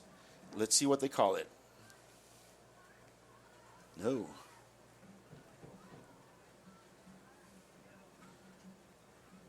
Let's see what they call it. We are awaiting the call from the refs, and they are going to mark it off against the. It is a spot foul, after the play dead ball foul. So it's from the spot of the foul. It is 10 yards, and instead of being second and 3, it's going to be a first down and 13 for the Mavericks at the Coyote 33-yard line. I did not see the infraction, but it was some kind of hold or personal foul. No, it was not a personal foul. It was some kind of hold. So it is first and 13 for the Mavericks at the Coyote 33-yard line. The center's up at the line. The quarterback is shotgun formation, double wideouts to the left, one slot back, one running back. It is going to be quarterback sprinting to the right, and he's going to go all up. And he catches the ball. It is a completed pass at the Coyote 4-yard line. There is a flag on the play. Let's see what they call. It must have been some kind of interference. They're coming back. They're coming back to the. Yes, they are. There's 3. Oh, boy, it's laundry day today. There's 3 flags, and the ball is coming right back. And it's going to be another 10 yards. Let's see if we can get a call from the refs. I haven't seen them with a mic, so I don't know if they can communicate what the infraction was to the public on the PA system. Well, it is going to be first and 23 at the Coyote 43-yard line. I would venture to guess it's a passing down. They are going to try a wide receiver screen to the right. There was 3 receivers bunched on the right. The one in the back got the ball, and they tried to block for him. They do get 2-3 yards. Is going to be another flag.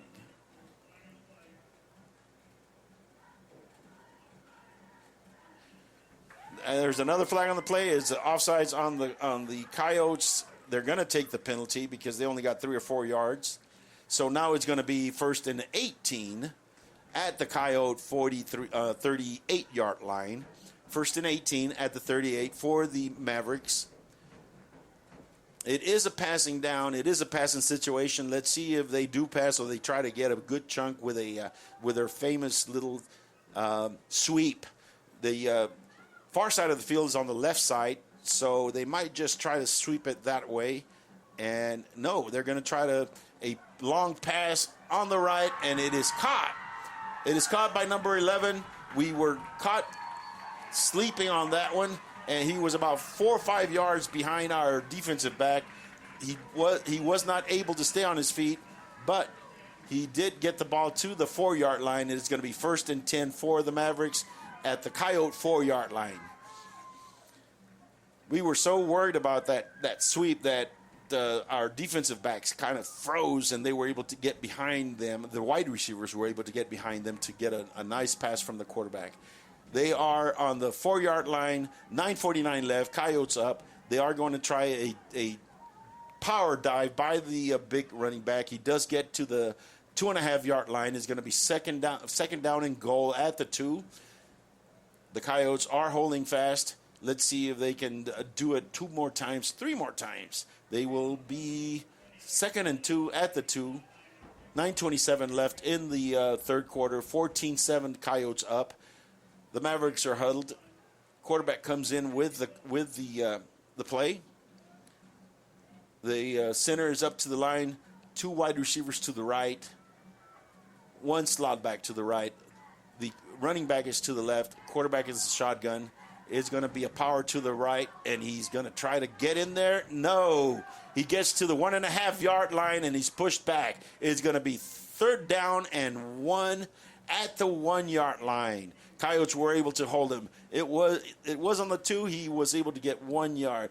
It's between the hash marks of the 2 and 1 yard lines. So it's 1.5 yards to the end zone. 3rd down and goal. Ball on the 1.5 yard line. Coyotes are ready. Mavericks are up on the line. 2 backs, 1 to each side. They're going to try that little crisscross, I believe. And there's the 1 crisscross, there's the 2nd crisscross, and he goes in for the touchdown. Touchdown, Mavericks. It's that little crisscross play that they have. They were able to get it in from 1.5 yards out. It is 14-13 at this point. 8:12 left in the third quarter. They're going to try for their extra point. Let's see if it's going to be good. They are lining up at the ball. The holder is number 2, the quarterback for Gabriel Balderas. The ball snapped. It's down, and the kick is up, and it's good. Ladies and gentlemen, we have a tied ball game, 14-all, 8-12 in the third quarter. Coyotes will receive the kickoff momentarily. We're going to take a quick commercial break and be right back with you. This is the Coyote Pack broadcast on UvaldeRadio.net. Greetings to everyone who loves the Uvalde Coyotes. This is Mama Jan on behalf of the Tex Elliott family. Uvalde strong, we back the pack. Go Yotes! Texans team together, every red-blooded one of you, shoulder to shoulder, shaping history. We're in it for the long haul, together, and you can take that to the bank. Texan Bank, poised and ready for a future that's wide open. Member FDIC. We're back, ladies and gentlemen, at Eagle Pass Memorial Stadium. It is 14-all, Coyotes and Mavericks, 8:12 left in the third quarter. Well, like the coach said, this is going to be an exciting game. This is going to be a tight game. They have scored. We are now tied 14-14. It's going to be a tight one all the way through, I believe. The Mavericks are back to kick. They are lined up. The kick is up. It's a short kick, but it's going to be out of bounds. Flag is up. It's going to be placed. It's going to be. Is it the 40-yard line where they place, or is it 35? When it's kicked out of bounds, they do place it at the. We'll see. The refs are looking and trying to decide where they're going to put it. It is going to be at the 30-yard line. That is where the Coyotes will begin their first possession of the second half. 1st and 10, 30-yard line. Coyotes are on the ball. First possession of the second half. Let's see if we can march it down the field and break this tie. Again, it's 14-14, 8:12 left in the third quarter. Coyotes are on offense. Jed is in the shotgun. He goes back to pass. He's looking, and he's throwing long, and it is caught. Caught by number 2 at the 32-yard line. It is 1st and 10 at the 32-yard line of the Mavericks. The Coyotes they just came out firing. They decided, okay, let's go ahead and see if we can throw this long pass. It was underthrown. Number 2 had to come back and get the ball. The defensive back lost the ball and was not able to react to it. So it's a great catch by number 2, Quentin Gant. It's on the 33-yard line of the Mavericks. 1st and 10, Coyotes, shotgun formation, 2 wide receivers to the left, and that's the way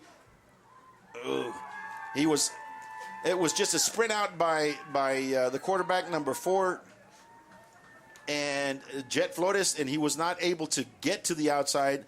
The outside containment man was able to corral him and bring him down for a 2-yard line loss. It's going to be 2nd down and 12. The ball is on the 35-yard line of the Mavericks. The Coyotes are up on the line. Shotgun formation, 2 wideouts to the left, 1 to the right, 1 slot back. Number 5, the running back, is to the left of the quarterback.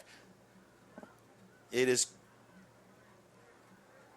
a quick pass to the wide receiver. He bobbles the ball and loses it. It's going to be 3rd down and 13. The ball was right on. He was wide open. He just took his eyes off of the ball, started running before he had caught the ball, and he just dropped it. So, again, there is an injured player on the field. It's a Coyote. It's one of our linemen. They are attending to him. We're going to take a quick break as they attend to this player, and we'll be right back.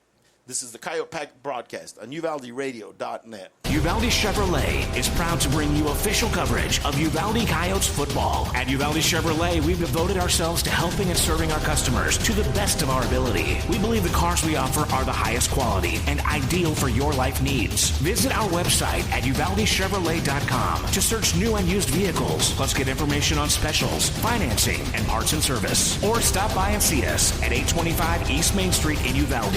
Uvalde Chevrolet, Uvalde's exclusive GM dealer. We're back, Coyote fans. It was number 54, Jaden Ruiz, our lineman. He was able to get up and walk off on his own power. We are back to play. The Coyotes are on the line. It's the quarterback under center. 2 wideouts, 1 to each side. And he is going to get...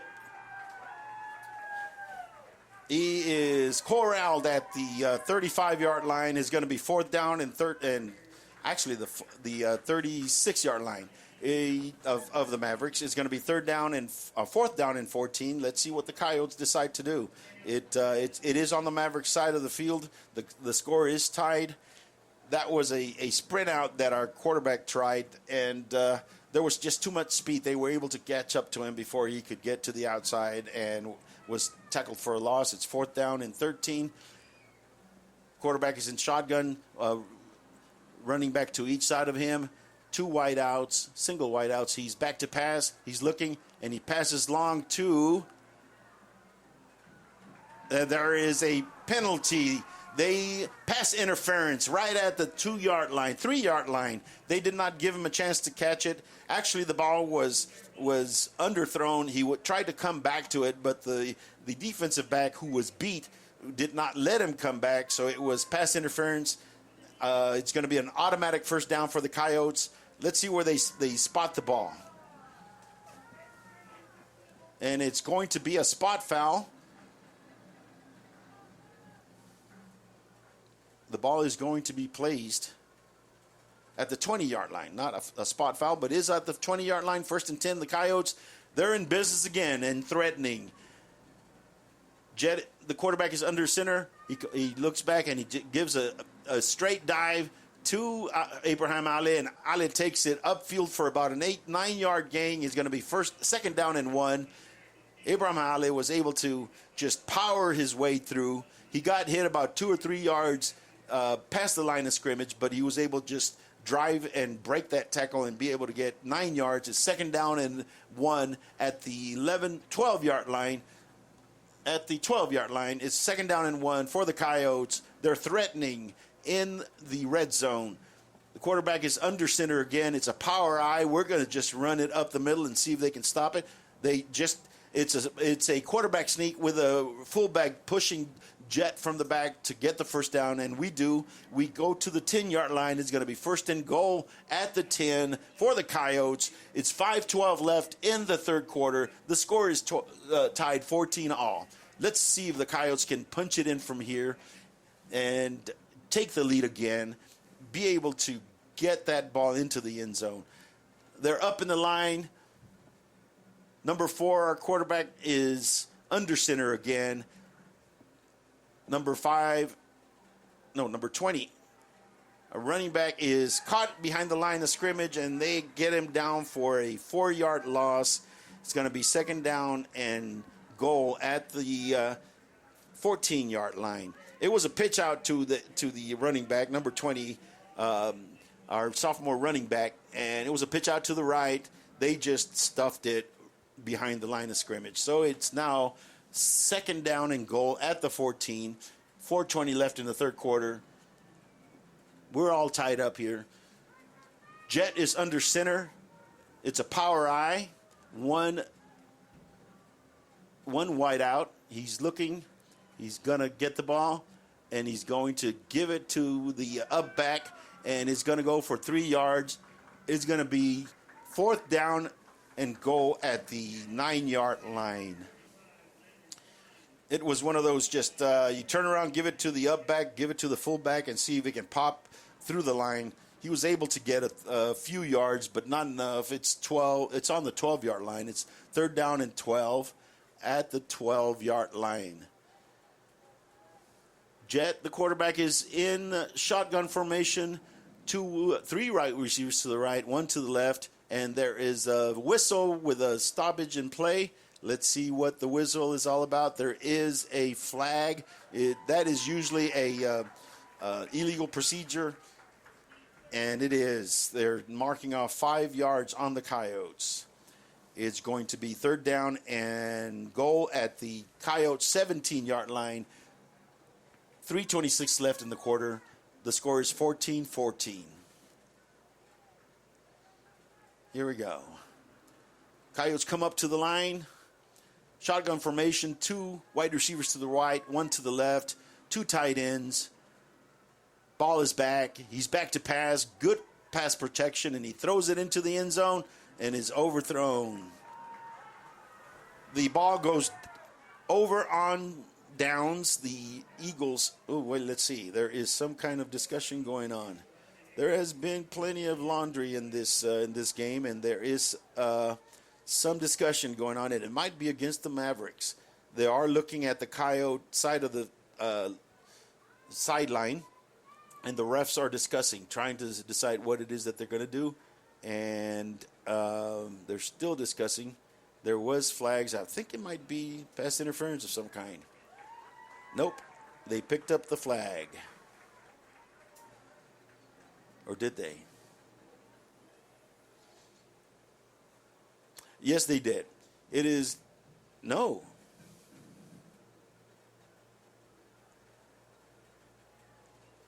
Ladies and gentlemen, I'm trying to decide what it is that they're going to do. It looks like the Coyotes are going to get one more play, and it looks like they're going to try. Yes, it's fourth down. They're going to try a field goal. The ball is going to be placed at the 24-yard line. Willis DeVere is going to try a field goal from the 24, which is going to be a 34-yard field goal attempt. The ball is snapped. It's down, and it's good. Coyotes score a field goal. It is now 17 Coyotes, Mavericks 14, and there's some more dirty laundry. Nope, there's not, but there is some yapping going on between the actually, it's more from the Mavericks than from the Coyotes. The refs are trying to talk to the Maverick coach and say, please, bring your young men under control. Okay, it is Coyotes 17 and Mavericks 14. 2:57 left in the third quarter. We're going to take a quick commercial break and be right back. This is the Pack Attack, the Pack Coyote broadcast on UvaldeRadio.net. Serving Uvalde and the surrounding counties since 1991. Country Gardens and Seed thanks all their dedicated customers for over 30 years of support. Yolanda and her friendly staff invite new faces to stop by 403 South Getty Street for all your gardening needs. They're there to help you and answer any questions on your landscaping projects. Fall gardening starts soon, so call 830-278-2204. Country Gardens and Seed, 403 South Getty Street, Uvalde. We're back, ladies and gentlemen. This is Simon Pops Ortiz on your Coyote Pack broadcast, only on UvaldeRadio.net. The Coyotes scored on a 35-yard field goal. It will make it 17-14 Coyotes. 2:57 left in the third quarter. We're about to kick it off. It's on the 40-yard line. Willis DeVere is getting ready to kick this ball. DeVere Willis, excuse me. So, and let's see. He has been able to get this ball downfield very well. The ball is kicked. It is up, and it is going to go to the 10-yard line. The young man, he is trying to reverse his field. He's trying to, and they get him at the 25. It was on the left side of the field on the 10-yard line. He tried going across. First he went upfield, and then he tried going across and was corralled at the 25-yard line. That's where the Mavericks will start their next possession, their next series. It is going to be, and there is some more flags on the field. It's holding against Mavericks. They are going to have the distance to the field to the goal line. It's going to be at the 12-yard line. That's where they're going to start their next possession, at the 12-yard, their own 12-yard line. They are a bit in the hole, but let's see if the Coyotes can keep them from getting a first down, and then they'd be able to get an excellent field position. So it is 1st and 10 at the 12-yard line. They are in shotgun formation. They give it to the right, and that running back is got some speed. Gets it to the 25-yard line. It's going to be 1st and 10 at the 25, 26. It was just a straight dive, but the dive was then he just bounced it to the outside. It's that power play where they put that slot receiver or the slot back to the left, but he sneaks close to the line, and that just creates an uneven line, and they're able to crash that left side of the defense and get to the outside. It's 1st and 10. They are on the 26-yard line. They have 3 receivers to the left, 1 to the right, 1 running back, shotgun. They're going to try that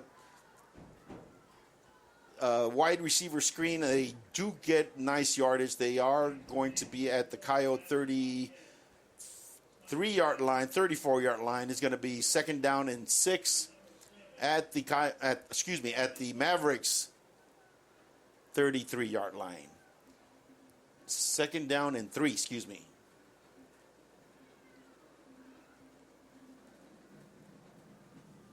Triplets again on the left, 1 receiver to the right, shotgun formation.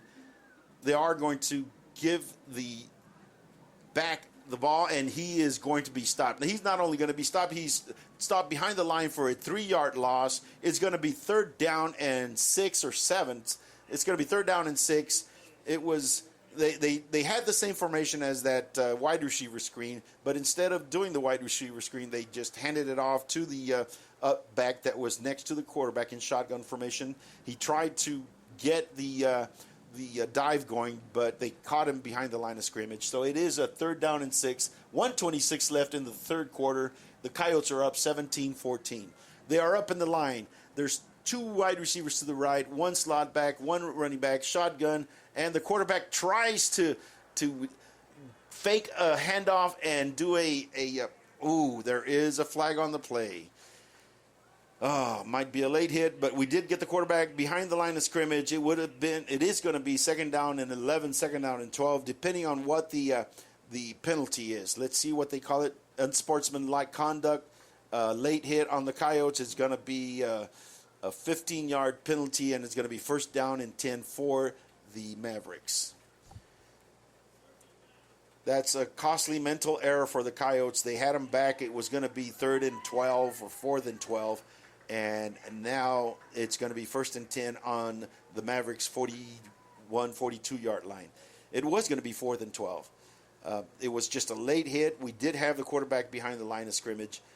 He was trying to do a sprint out, but once he was held, another Coyote came and hit him, and it was a late hit according to the ref. So it's going to be 1st and 10 at the 42-yard line for the Mavericks. 1st and 10 on their 42-yard line. They come out with 2 receivers on the left, 1 to the right. Okay. The ref wasn't in position. Now he is. It is shotgun formation. There is a running back on each side of the quarterback. Again, 2 wide receivers to the left, 1 to the right. 2 running backs, and they're going to do that sweep. And that young man has some wheels on him. Number 21 was able to get to the side and make a 7-yard gain. It's going to be 3rd down and 3. Actually, it looks like a 6-yard gain. It's going to be 2nd down and 4. Yes, 2nd down and 4 on the Mavericks 47-yard line. The Mavericks are driving. They started their drive on the 10-yard line or 11-yard line, and now they are on their own 47-yard line. We need to make some stops here. We need to make them punt so that we can get the ball and hopefully get another score. 2 wide receivers to the left, 1 to the right. Shotgun formation. They do give it up to the up back, and he is able to get Yep, he got 1st down. He was able to drive himself or drive a pile of Coyotes to the Coyote 48-yard line. It's going to be 1st down and 10 at the Coyotes 48-yard line. They're on the Coyote side of the field.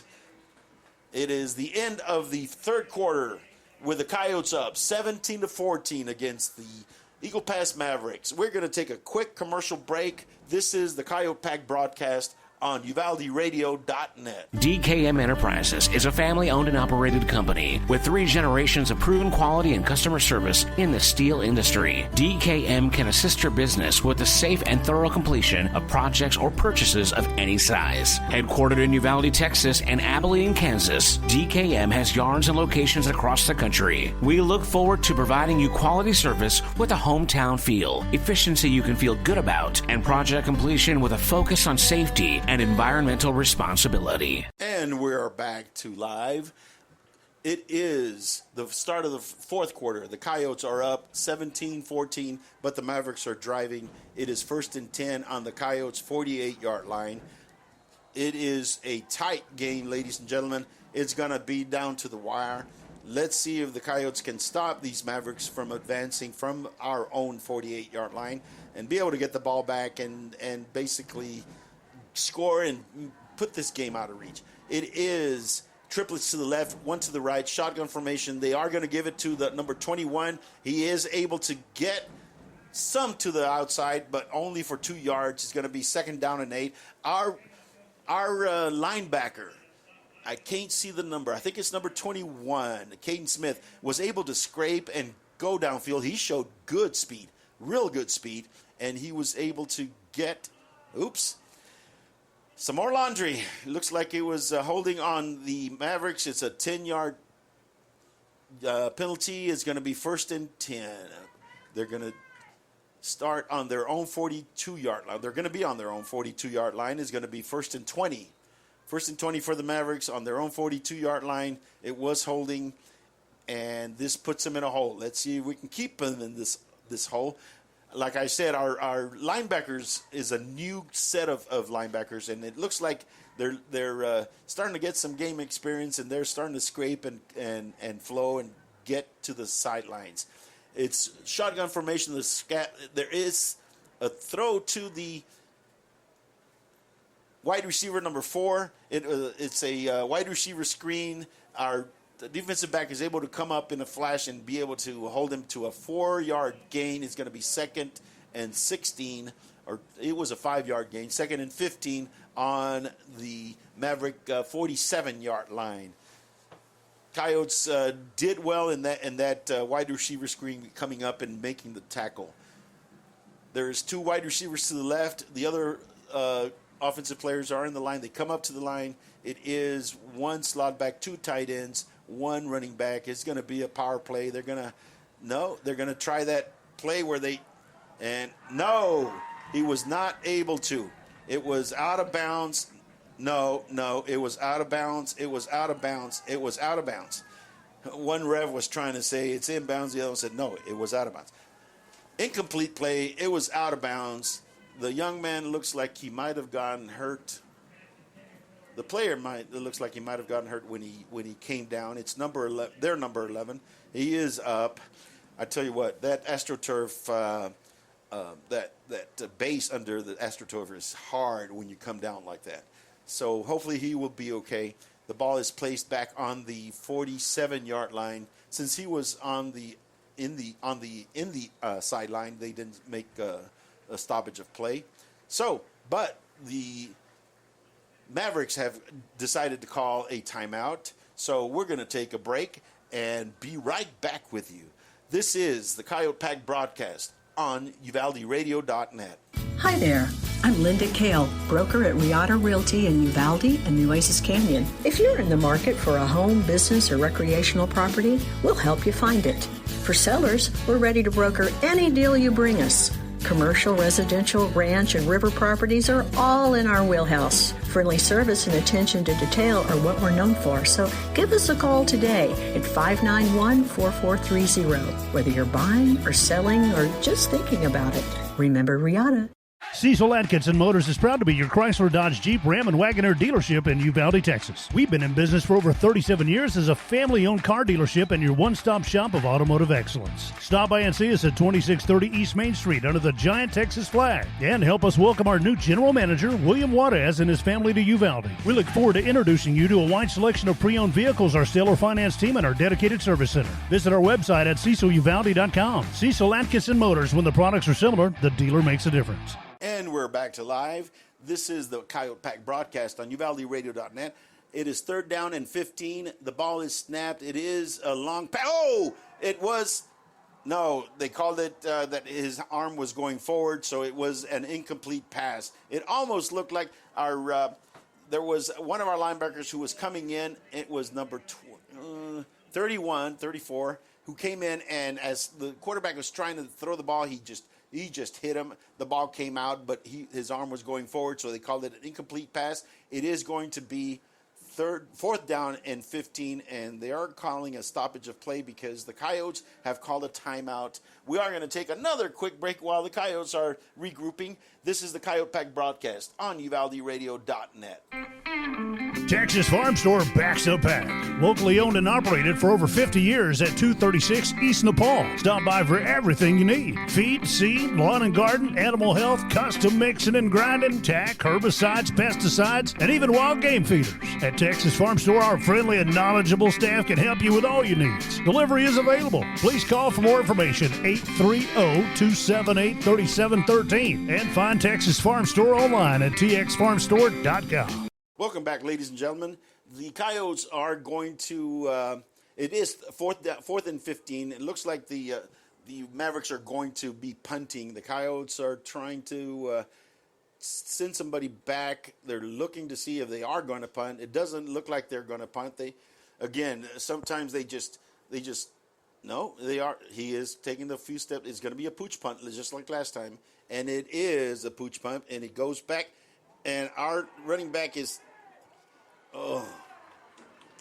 he bobbled the ball in midair. It came down on the turf, and it bounced. He had to go and get it, and by the time he was able to get it, they tackled him at the 7-yard line.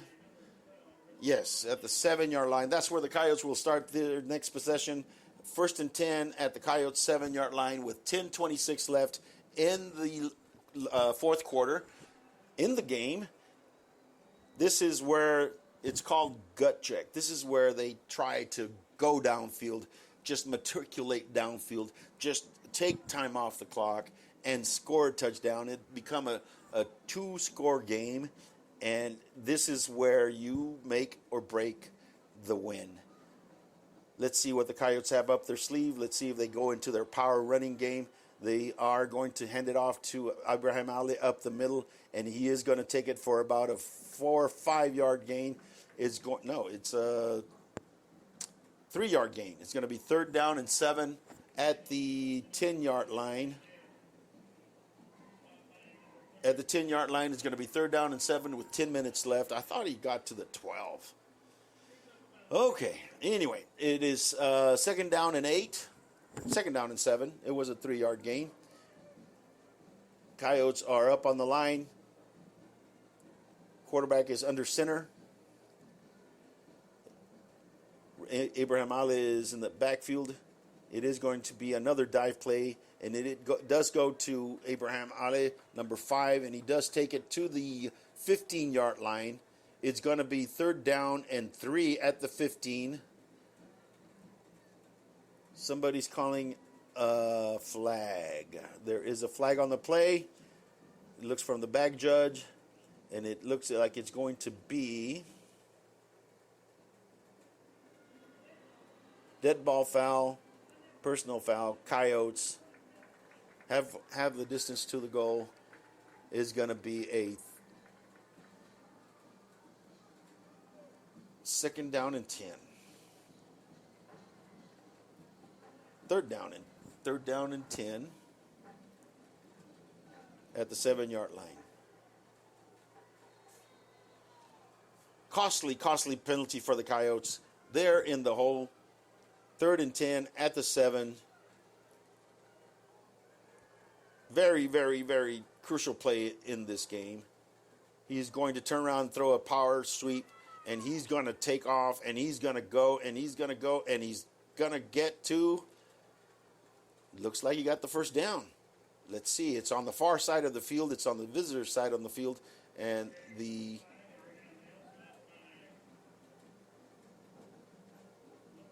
let's see where they mark it. No. 4th and 1. 4th and 1. And they're calling a timeout on the field. The refs are calling a timeout on the field. No, it's first and 10. 1st and 10 Coyotes. 1st and 10 Coyotes on their 17-yard line. Ladies and gentlemen, there was no home cooking at this time. Thank God. Anyway, I'm sorry. Sorry, God. 1st and 10, 8:39 left in the game. 17-14 Coyotes. They're on their 16-yard line. They're in their power formation. It's going to be a dive to our big running back, and he hits the line and he goes for 2 yards. I keep seeing him getting more than that, but I guess it's the angle of the field at this time. But so it's going to be 2nd down and 8 at the 19-yard line. 2nd down and 8 at the 19-yard line. 8 minutes left in the game. 17-14 Coyotes. They made a 1st down when they needed to on 3rd down. It is going to be I formation, 1 wide out, 2 tight ends, 1 slot back. They turn around and give it to Abraham Ali, and he's going to take some people with him for a bus ride. Yes, and he goes all the way to the 28-yard line. It's going to be 1st and 10 Coyotes. He just hit two Mavericks, and he rode them like a cowboy from Uvalde looking for some Coyotes. Here we go now. 1st and 10 at the 28-yard line. The Coyotes are showing some guts here. They're showing some discipline. They're showing some character. They are really driving this ball downfield. It's 7 minutes and 14 seconds and counting in the game. The Coyotes are up 17-14, and they look like they are not going to be denied. Let's see what happens on this play. 1st and 10, there is going to be a dive by our running back, and he does go to the right, going to be for about 5-yard gain. They hit him behind the line of scrimmage, and they just bounced off of him. So it's going to be 2nd down and 5.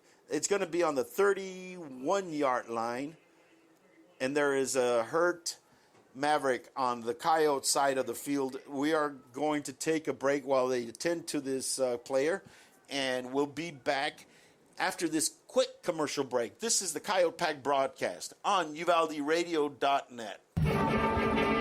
Does your health have you on the sidelines? With over 20 specialty services, Uvalde Memorial Hospital has the winner's playbook of healing.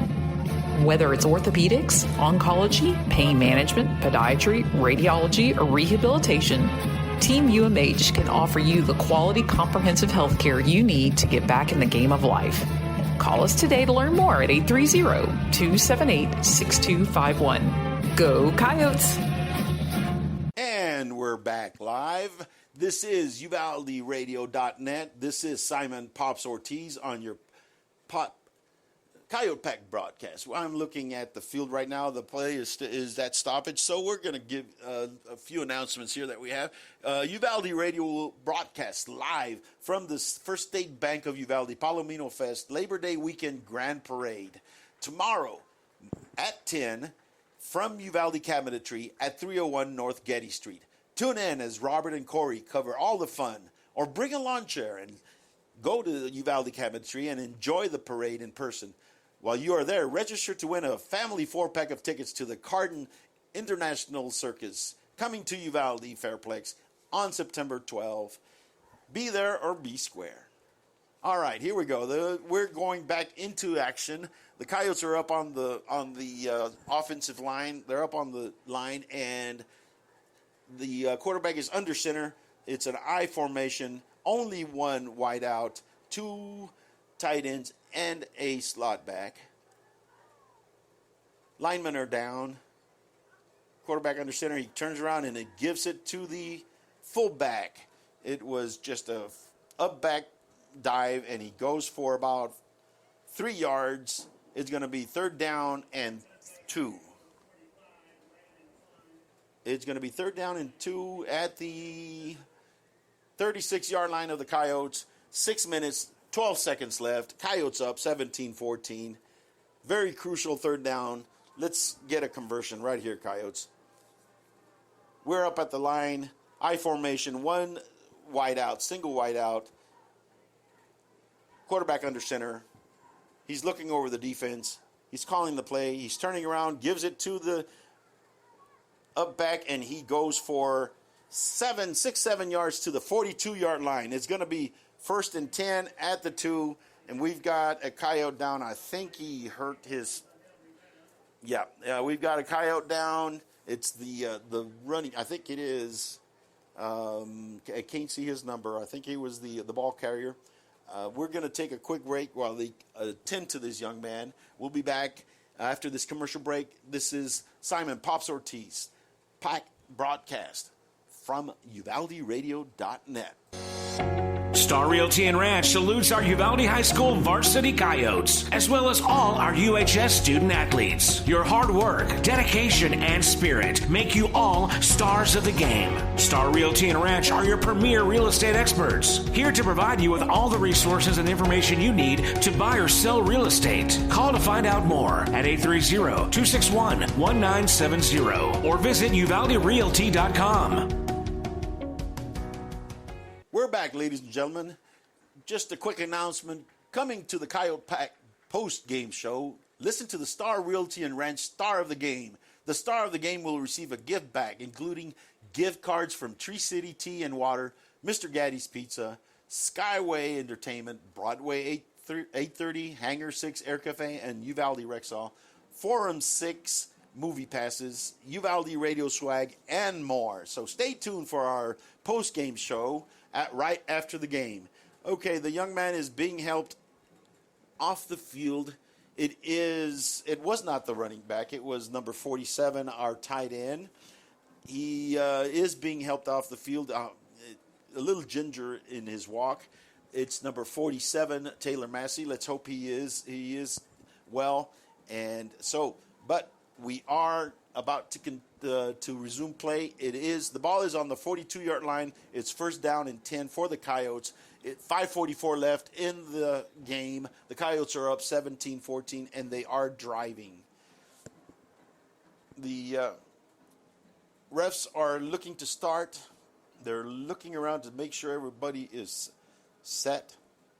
All of their ref team is in their positions, and they're ready to go. The Coyotes are up on the line. Quarterback is under center. I formation. Only one wide out. Two tight ends. It's going to be a power run. You can just feel it, and it is. It goes to Abraham Ale. He goes upfield. He goes for 12 yards. The Coyotes are in the Maverick side of the field at the Maverick 46-yard line. 1st and 10, Coyotes, 5 minutes, 2 seconds left in the game. They are driving, and they're killing the clock.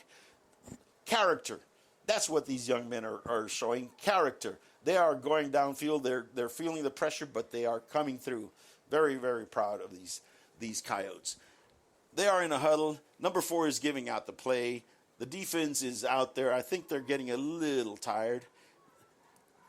Our quarterback is under center. There is one slot back, and there is one tailback there is 2 tight ends and 1 wide out. He turns around, and it's a straight run play for our running back, Abraham Ale. He takes it for about 4 or 5 yards. It's a 4-yard gain. 1, 2, 3, 4. 5-yard gain is going to be 2nd down and 5 at the 42-yard line of the Mavericks. 4 minutes, 10 seconds. Tick, tick, tick, tick, tick, tick. I know Al Ortiz doesn't like it for me to say it that way, but it's tick, tick, tick, tick, tick, tick. It is coming down to it's 4 minutes. It's under 4 minutes. It's 2nd down and 6. Come on, Coyotes. It's going to be a power formation, quarterback under center, I formation, only one wide out. Everybody's on the line. Here we come at you. See if you can stop us. And he does give the ball to Ale for no gain. They were ready for him this time. What they did is they sent a safety blitz. It was a run blitz because they knew that they were not going to be able to stop with just their front 7. So they sent a safety blitz, and he was able to shoot through the gap and get Ale before he could get going, and for no gain. So it's going to be 3rd down and 6 at the 42-yard line for the Coyotes with 3:34 left in the quarter. There is a timeout on the field. The Coyotes have called out a timeout on the field. We are going to take a quick break. This is the Coyote Pack broadcast on UvaldeRadio.net. There's power in the simplest of actions.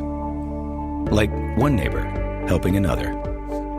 Where everybody looks out for everybody else. Community is everything at Medina Electric Cooperative, and we're grateful for your trust. To provide the energy you need, giving you the power to power on. Medina Electric Cooperative is a Touchstone Energy Cooperative, your source for power and information. Friday Night Lights, marching bands, school spirit cheers. High school football is happening now. Auto World Uvalde is proud to support all the brave young athletes and to be a part of this wonderful Coyote fighting spirit. When you're ready to touch down on great savings on a new ride, stop by Auto World Uvalde. Test drive and let us help you find what you're looking for. Plus, get warranty forever at no cost to you. Visit AutoWorldUvalde.com today. Go Coyotes!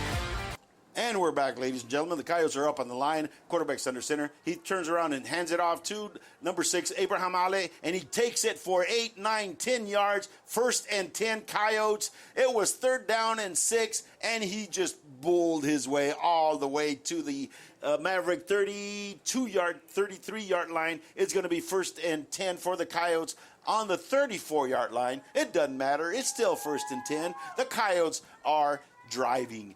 3 minutes, 16 seconds, 17-14. Coyotes up. Let's put it in the end zone.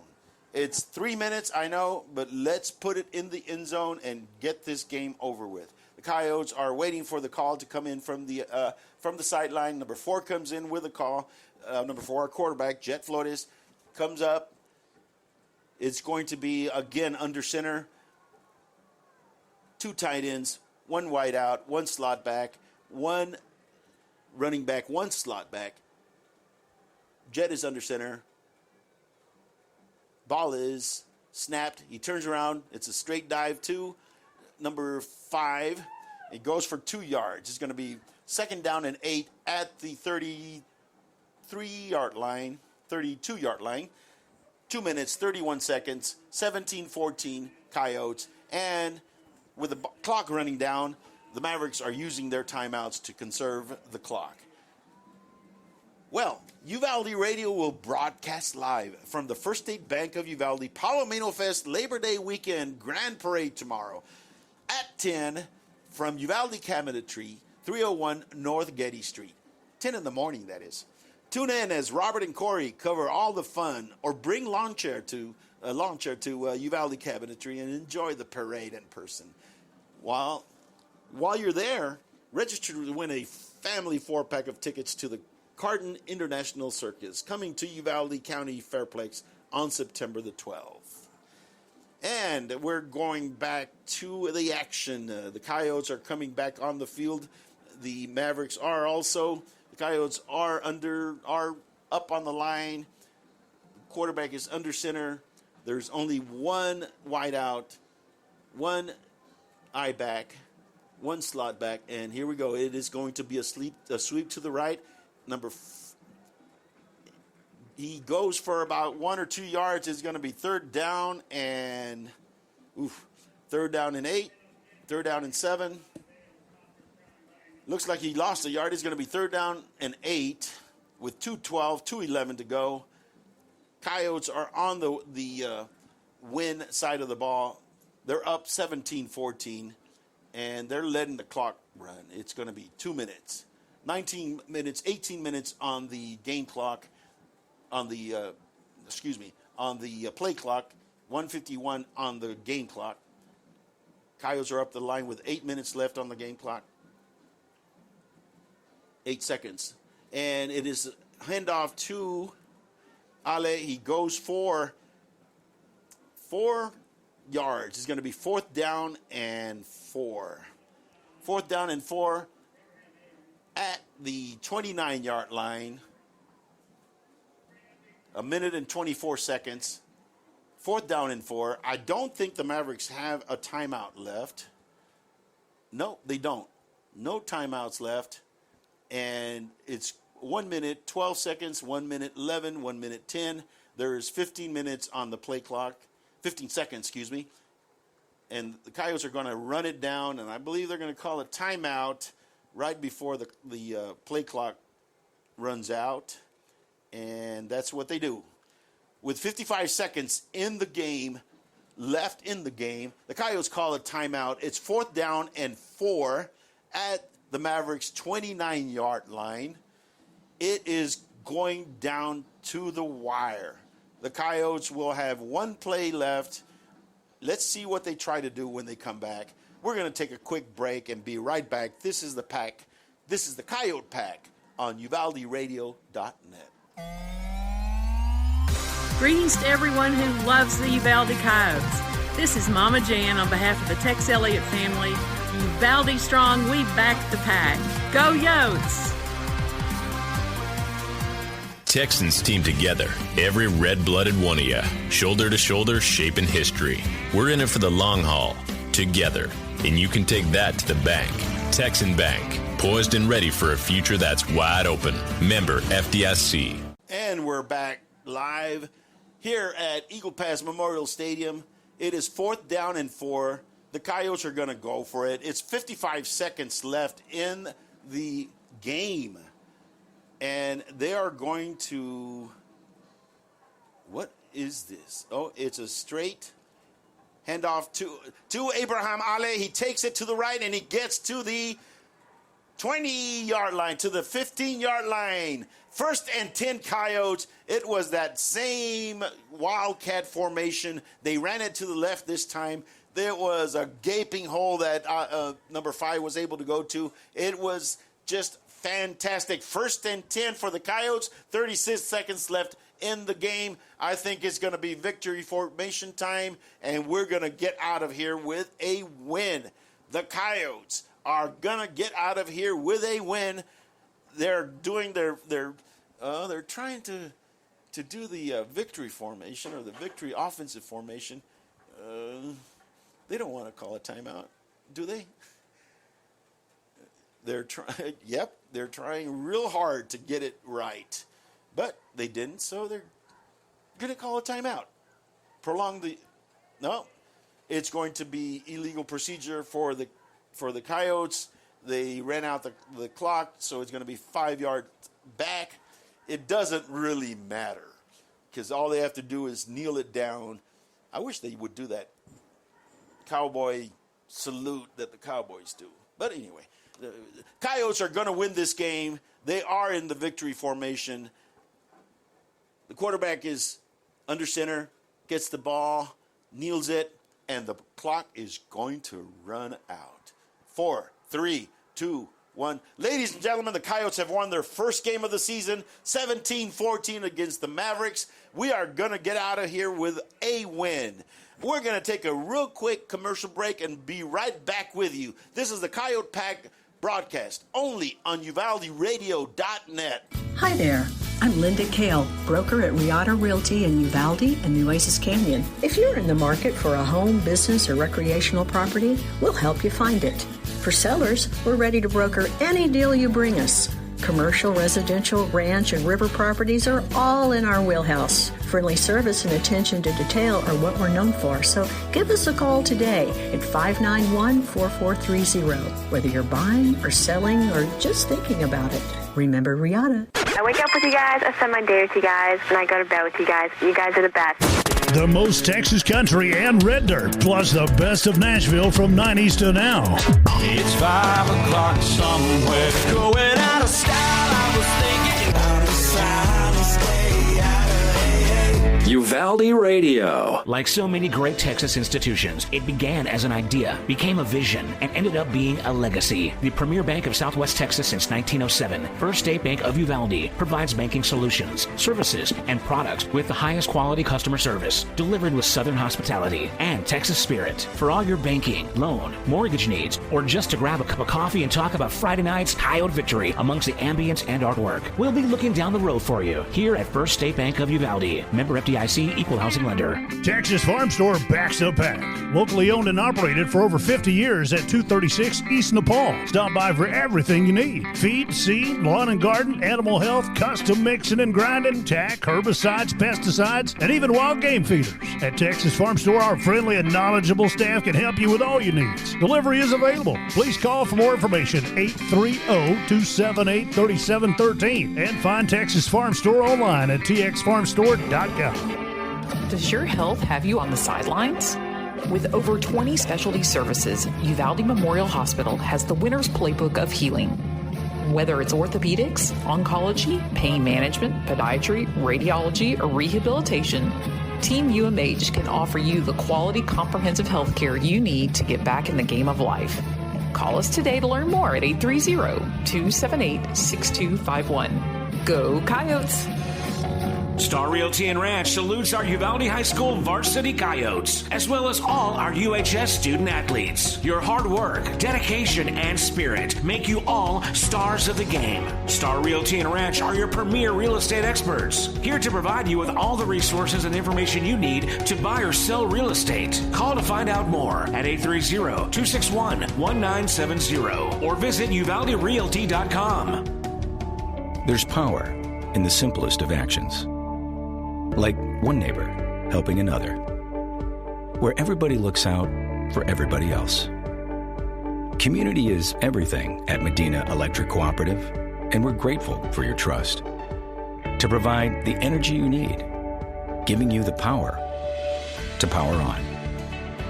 Medina Electric Cooperative is a Touchstone Energy Cooperative, your source for power and information. Friday Night Lights, marching bands, school spirit cheers. High school football is happening now. Auto World Uvalde is proud to support all the brave young athletes and to be a part of this wonderful Coyote fighting spirit. When you're ready to touch down on great savings on a new ride, stop by Auto World Uvalde. Test drive and let us help you find what you're looking for. Plus, get warranty forever at no cost to you. Visit AutoWorldUvalde.com today. Go Coyotes! Greetings to everyone who loves the Uvalde Coyotes. This is Mama Jan on behalf of the Tex Elliott family. Uvalde strong, we back the pack. Go Yotes! Texans team together, every red-blooded one of you, shoulder to shoulder, shaping history. We're in it for the long haul, together, and you can take that to the bank. Texan Bank, poised and ready for a future that's wide open. Member FDIC. Uvalde Chevrolet is proud to bring you official coverage of Uvalde Coyotes football. At Uvalde Chevrolet, we've devoted ourselves to helping and serving our customers to the best of our ability. We believe the cars we offer are the highest quality and ideal for your life needs. Visit our website at UvaldeChevrolet.com to search new and used vehicles, plus get information on specials, financing, and parts and service. Or stop by and see us at 825 East Main Street in Uvalde. Uvalde Chevrolet, Uvalde's exclusive GM dealer. Hi there. I'm Linda Kale, broker at Riata Realty in Uvalde and Nueces Canyon. If you're in the market for a home, business, or recreational property, we'll help you find it. For sellers, we're ready to broker any deal you bring us. Commercial, residential, ranch, and river properties are all in our wheelhouse. Friendly service and attention to detail are what we're known for, so give us a call today at 591-4430. Whether you're buying or selling or just thinking about it, remember Riata. The most Texas country and red dirt, plus the best of Nashville from 90s to now. 'Cause I got friends in no place, 'cause I'm on my way.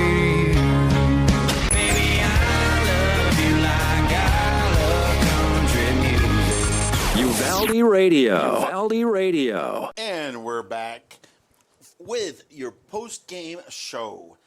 This was a very exciting game, ladies and gentlemen. This is Simon Pops Ortiz with UvaldeRadio.net bringing you the post-game show.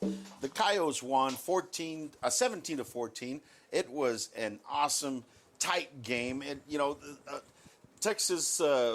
Dave Campbell's Texas football had the game as Uvalde favored by 4. Well, we won it by 3. And Coach said it was going to be a tight game, and it was a tight game, and it came back to the last possession. But the Coyotes were able to drive down the field, even though they were way back on their 8-yard line. They drove it all the way down the field. They had several crucial 3rd and 8, 3rd and 5, 3rd and 7. They were able to convert those into first downs. They were able to keep the drive going and eventually run the clock out. The offense was able to get going, and I'll tell you what, it was gut check time for them. They needed to keep the ball. They needed to drive it so that we could preserve. We were only up 17-14. At the start of the game, though, the first 2 drives, initial drives by both teams, were long drives, and they weren't, long gains. There weren't any long plays. They were just 5 yards, 8 yards. They drove down the field. First, the Coyotes kicked off to the Mavericks, and they got the ball at the 8-yard line. Again, I kudos to our kicker. He got stronger this year, and he was able to consistently get the ball to the 4-3-yard line. On that first opening kickoff, he got it to the 2-yard line, and their returner was only able to get it to the 8, but they were able to drive down the field 92 yards and score the initial touchdown of the game. Then they kicked off to the Coyotes. The Coyotes got the ball at their 18-yard line, and we also were able to drive down the field and score a touchdown. It was an 82-yard drive. The game was tied 7-7. That was early in the second quarter. This game was shortened. It really was shortened because there weren't very many passes to begin with. And so the first quarter went by really fast. The second quarter also did go by. But after the Coyotes scored their first drive,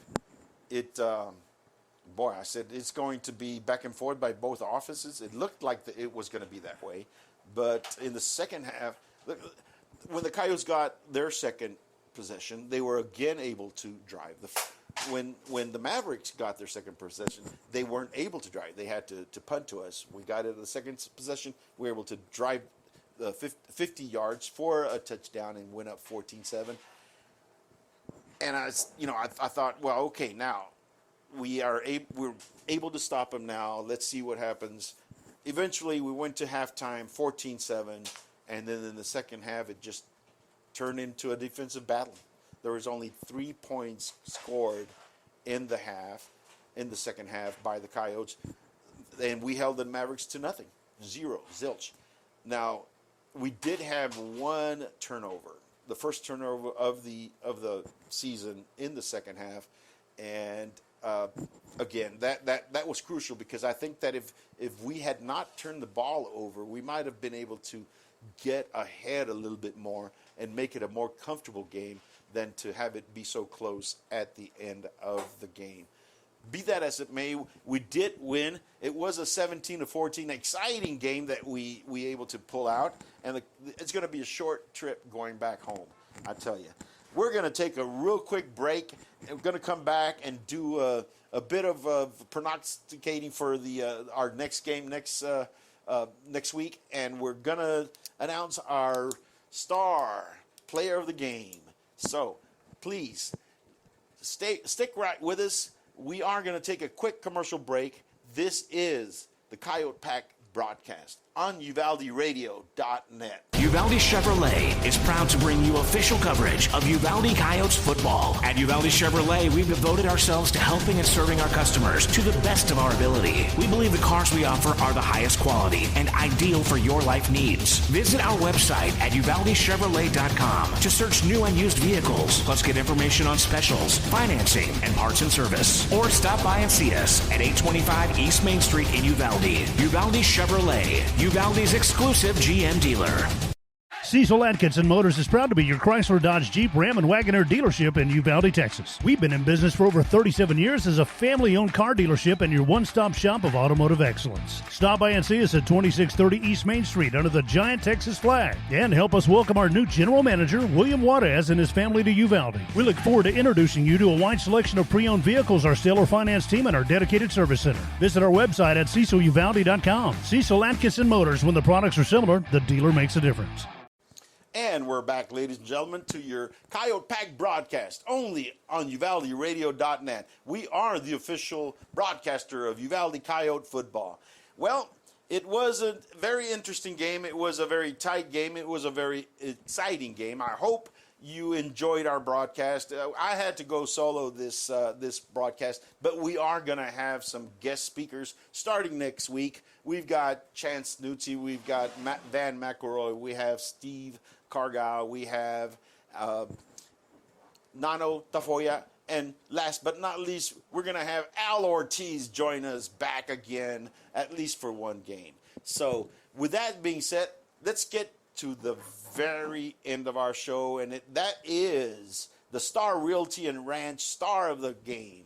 And for this week's Star of the Game, we are going to pick, me, myself, and I are going to pick Abraham Ale, number 5, our junior running back. He was a bruiser today. I mean, there was some plays where they hit him in the back of in the backfield actually, and he was able to just bounce off of those, and then they'd hit him at the line of scrimmage, and then he would carry a couple of Mavericks a few yards. He really made the difference in those crucial 3rd and 8. There was a couple of 4th downs where he just willed himself to get that first down and keep drives going. So he is a true star of the game. Our Star Realty and Ranch Star of the Game for this week. Well, that ends our presentation, our program. We hope you enjoyed this broadcast. We are going to be back next week at home for the home opener. We are so excited to be back at the Honey Bowl. This is Simon Pops Ortiz for UvaldeRadio.net, signing off. Thanks for listening to the Coyote Pack broadcast with Simon Pops Ortiz on UvaldeRadio.net. Tonight's broadcast was made possible by the support of our sponsors: Auto World Uvalde, Cecil Atkinson Motors, Country Gardens and Seed, DKM Enterprises, First State Bank of Uvalde, Medina Electric Cooperative, Riata Realty, Star Realty and Ranch, the Tex Elliott Family, Texas Farm Store, Texan Bank, Uvalde Area Chamber of Commerce and Visitor Center, Uvalde Chevrolet, Uvalde Memorial Hospital, and Vulcan Materials Company. The Coyote Pack broadcast was produced by Robert Miguel Rodriguez. Coyote Pack broadcast apparel provided by Southwest Uniforms and Embroidery. Promotional items by Genesis Screen Printing and Coyote Design and Screen Printing. Very special thanks to Uvalde CISD Interim Superintendent Gary Patterson, Uvalde CISD Executive Director of Communications and Marketing Anne Marie Espinosa, and Uvalde CISD Athletic Director and Head Football Coach Wade Miller and staff. We are Uvalde Strong. We now resume regular programming on UvaldeRadio.net.